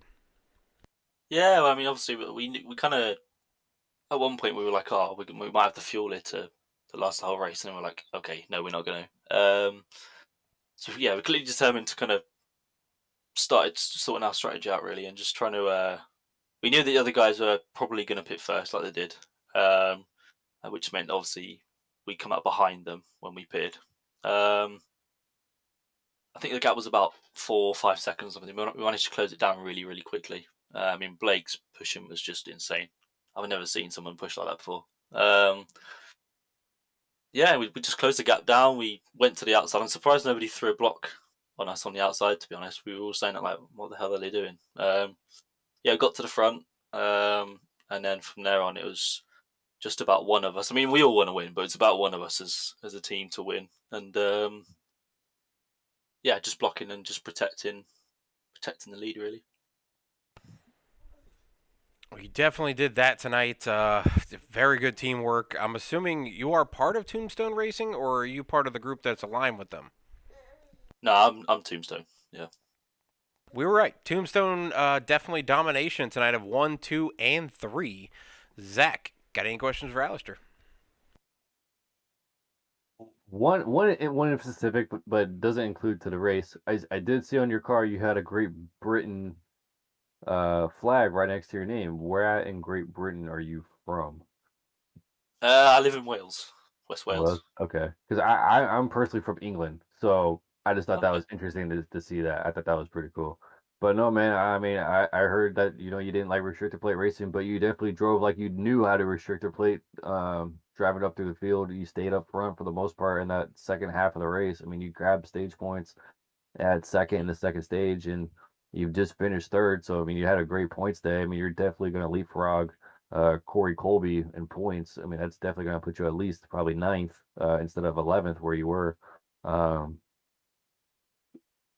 Yeah, do you think you could have won that race, or do you think you would have just been happy with an overall 1, 2, 3 team finish regardless, and just overall team win is better than a you won instead of a team win. Uh, I mean, obviously as a driver, everybody wants to win. Yeah, that's part of me that thought maybe if I'd have got a big enough run to the finish, I could have got him. But at the end of the day, I threw the block on Denny there to try and protect the team the team's race sort of thing. So that really put an end to my sort of chances of winning. But I'm really happy, to be honest. I'd say I'd done the 500 earlier in the year and got fifth, and now I've done Talladega here and got third. I said the 500 was the actual 500. But yeah, so it's been good. It's really good fun. It's probably one of the best races I've had, to be honest. So Definitely a great night for Tombstone Racing. You guys are bringing home 1, 2, and 3. All three really pretty dominant in the second stage. You guys led a lot of laps up there. Really pretty much dominated the top 5 towards the end of that second stage, and then the third stage here. Big points night for you, like Zach was saying. You actually were our points leader at one point, and then I think you had to miss a race or two and dropped a little further down the points race. And then winning last week, it should move you back up through with a great finish tonight in third place. We go to Charlotte in 2 weeks. It's obviously a different track than a road course and a super speedway. How are you looking towards Charlotte? yeah, I feel a lot more comfortable on speedways than I do on the super speedways and plate racing. It's kind of it's wheelman's racing, isn't it? Speedways. So yeah, we'll just do my thing. I'm not one for practicing, so I'll just turn up and race. And then we'll just go from there, see what we can do, and try and put a good strategy off. Really, it's key. All right. Well, any shout outs for you? Any sponsors, shout outs? Yeah, I'd just like to thank Simrings UK, Reality Racing, Blue Motion Racing, and then the guys at Tombstone. It's awesome night. Cheers. All right, well, that's Alistair Kirk in the 51 machine finishing third tonight. Thank you, Alistair, for coming up into the booth. Thank you for putting on a show. We will bring up second place finisher in the 25, Blake Henderson, who I believe finished second or third at Daytona. So we'll get him up here into the booth. We'll move Alistair out of here, and we'll get Blake up in here. Blake, you got a copy, buddy?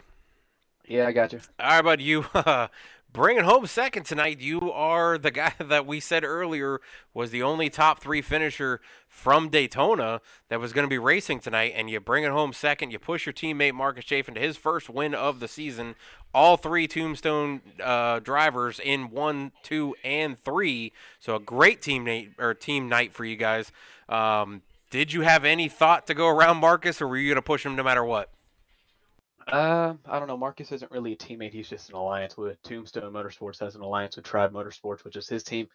I was just in a moment where I saw 3 cars for us in the top 3, and I could see how rough it was getting behind Alistair.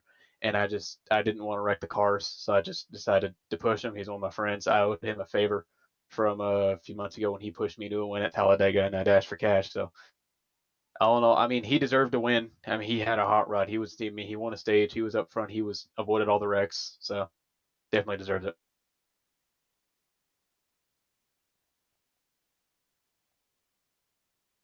Well, Blake, Zach, you got any questions for Blake? You said your man had a hot rod, but I don't know about you, my man, but I know I got in that big wreck earlier, and I didn't see no fast repair, and you were still pushing like you were Dale Earnhardt in second place for that last run. Like you were sending Marcus to the fastest speeds we've seen all night. With you having that great pushing, I know because you still had damage in front end. Would you have made a attempt to win the race if it wasn't Marcus in front of you? I don't know. I mean, the damage didn't really matter. I just couldn't lead a pack. I could push the hell out of anyone though. Um, some people are going to complain in the chat, or not in the chat, in the drivers. There's already some people. The 88's already complaining that I didn't have the balls to go out of line, but he didn't have the balls to be in the top five. So I don't really care. So I'm just happy with what we got. This is 3 out of 4 races where I've been in the top 2. This is going to extend my points lead over Matt Smith, Wes Fuller. I'm happy with what we're doing going into the break. The Henderson Graphics Ford for Tombstone was electric today. I mean, this was just a great race, and I couldn't ask for a better outcome. There you go, my man. Well, we talked about that points lead earlier in the race, and yeah, this definitely extends it. You finished third at stage 2. I don't know where you were at in stage 1 because it was all over the place with the caution. I wasn't sure where anybody was finishing, but you led some laps. You're definitely going to extend that points lead for sure. Matt, obviously, not having a terrible night, but I think you were up over him by a significant amount. So this is going to really,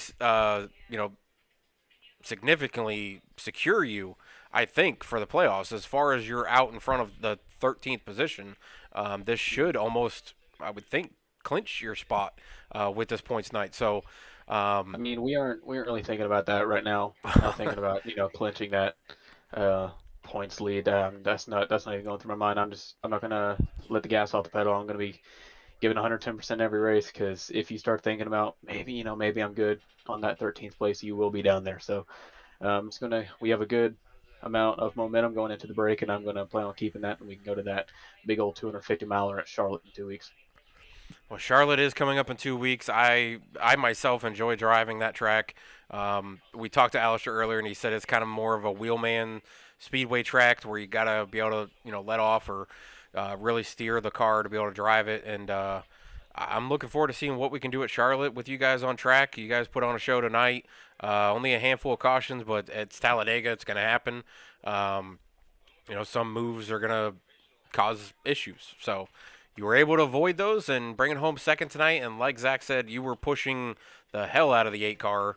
I think at one point we saw 197 or something like that from Marcus's car, which we hadn't seen above 187 prior to that. So almost 10 miles an hour faster with your Ford pushing Marcus. And I mean, you guys came flying with just the 4 of you right around the rest of the 7 or 8 that were up there on the high line. And your quote on your STK line was, "The high line gets the girls," and I seen it being put in the chat multiple times by the about 7 or 8 massive fans apparently out here in the chat that kept rooting for you all night. Great showing. I mean, super speedways, two races in a row at super speedways, and you finished the top 3 in both. So points leader, 2 wins, a couple seconds, thirds. I would definitely say you're one of the top drivers to watch for the rest of the season for sure going into the playoffs. We're just looking forward to Charlotte. That's a crown jewel, and I'd give anything to win that one. Yeah. Well, any sponsors, shout outs? I know you got that Blake Henderson graphics you want to shout out. Anything else? Yeah, I mean, Henderson Graphics, that's my graphic design brand. We design cars. We got the top 3 cars were designed by me. This is the 4th race in a row I've had a car designed by me getting to victory lane. So hell of a job by the team. Just all around great day. Fantastic race. Only 4 cautions and 21 lead changes. So I'm just looking forward to Charlotte. All right. Well, we'll send you back down to the waiting room and bring up Marcus Chafin. Not your teammate, as you said, but an alliance. Definitely pretty strong tonight. So thank you for putting on the show tonight. Great racing. And congrats on the 2nd place for tonight and extending that point lead. Thank you, Spots.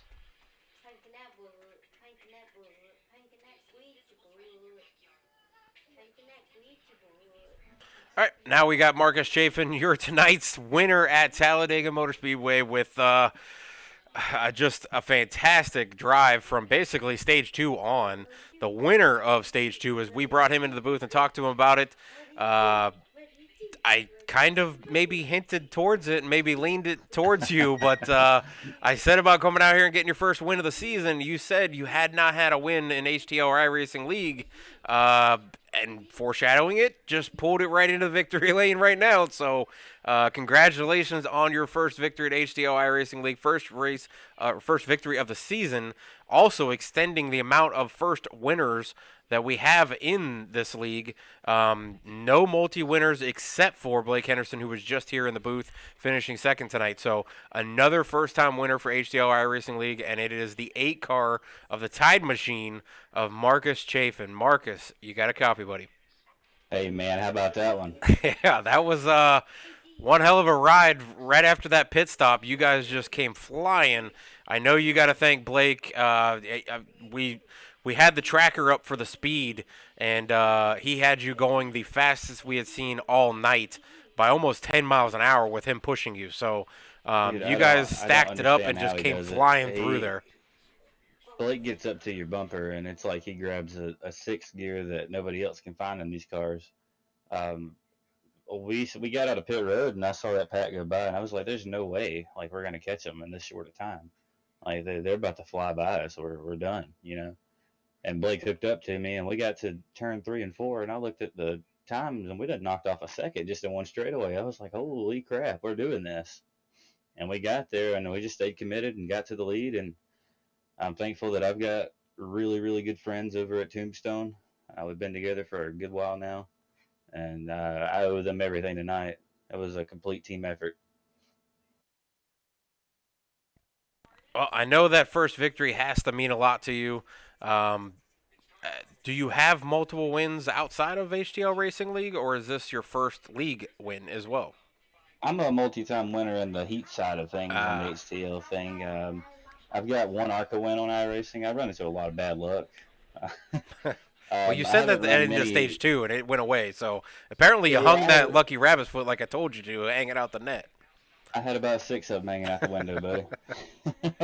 But I've had some luck running with friends on the side and whatnot. I don't do many official races. It's been mainly league stuff. I just find it more competitive and the best way to get better. But yeah, man, knocking this one off the list is really, really big. I let out a scream that everybody in the chat over there is probably still trying to clean their ears out from. Well, I'm sure there was a big scream at the end of this one. Yeah, big points night. I mean, a win of second stage, a win of the race. You led laps. I don't know who led the most laps. I'm gonna have to go look at that, but big points. That's all I can say. You're gonna move up through the points, I would think.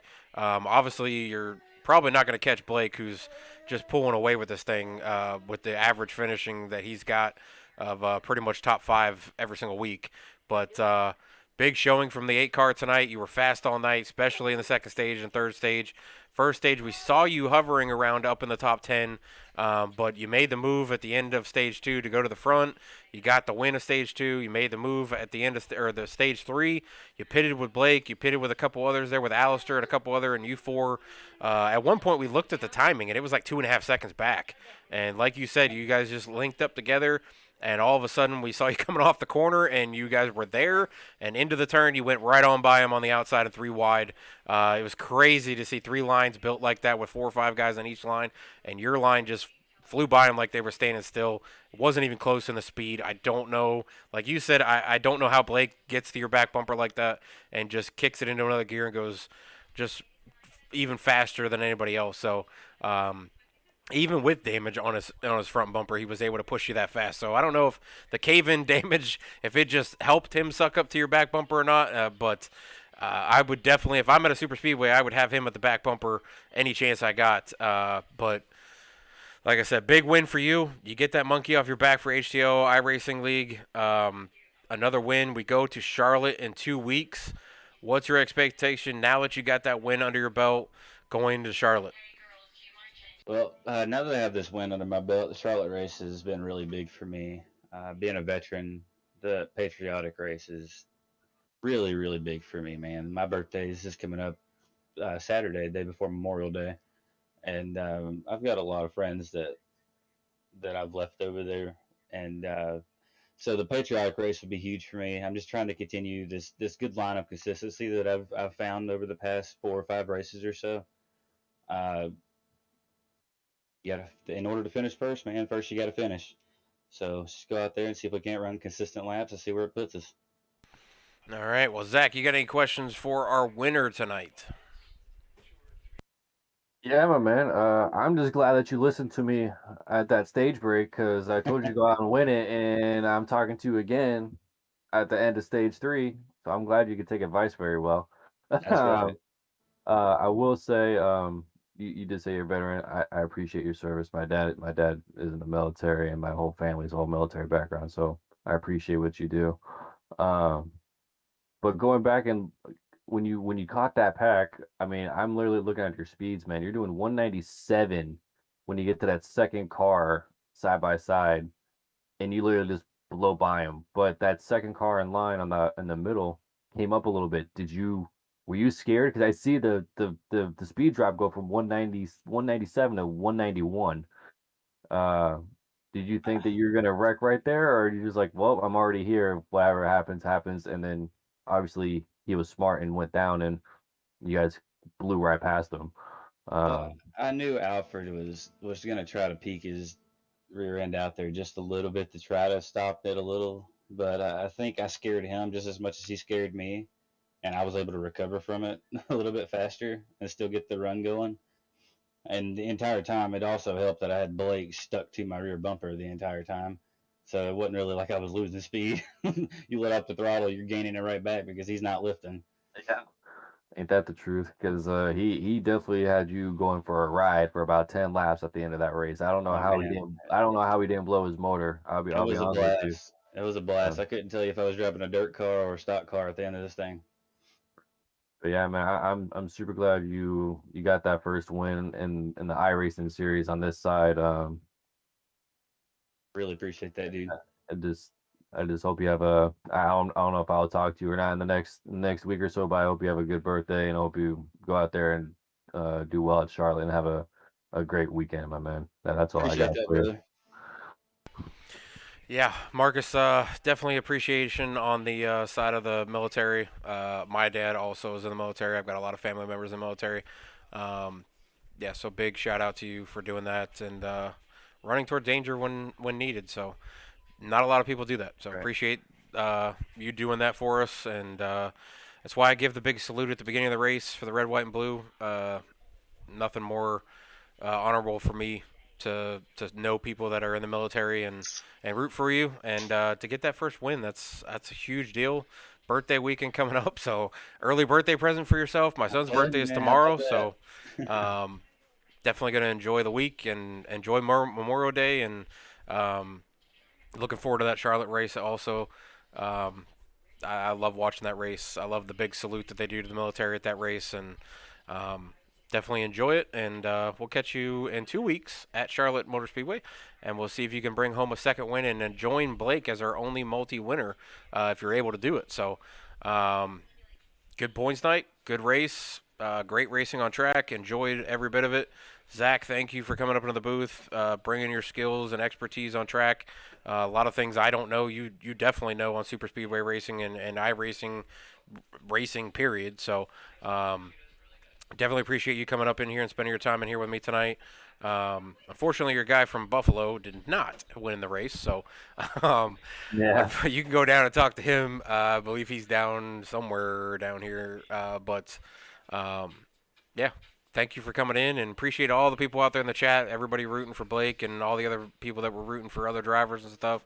Appreciate the bit drop from Bowling and Shad. Love doing it for HTL. I've enjoyed this season so far. 9 races in.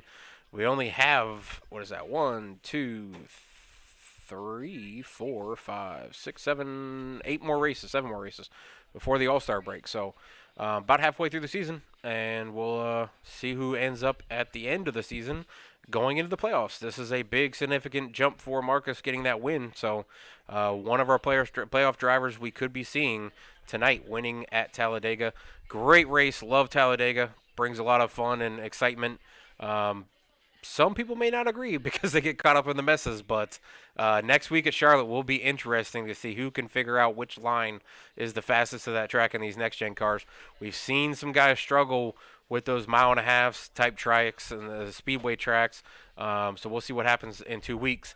But really appreciate all you guys out there in the chat, all the viewers, and definitely, once again, big salute to the red, white, and blue and all the men and women out there, yourself included, Marcus, and parents, Zach, your dad, and my dad, everybody out there. So love everybody, and catch you guys in 2 weeks. Appreciate that, brother. Appreciate it, bud.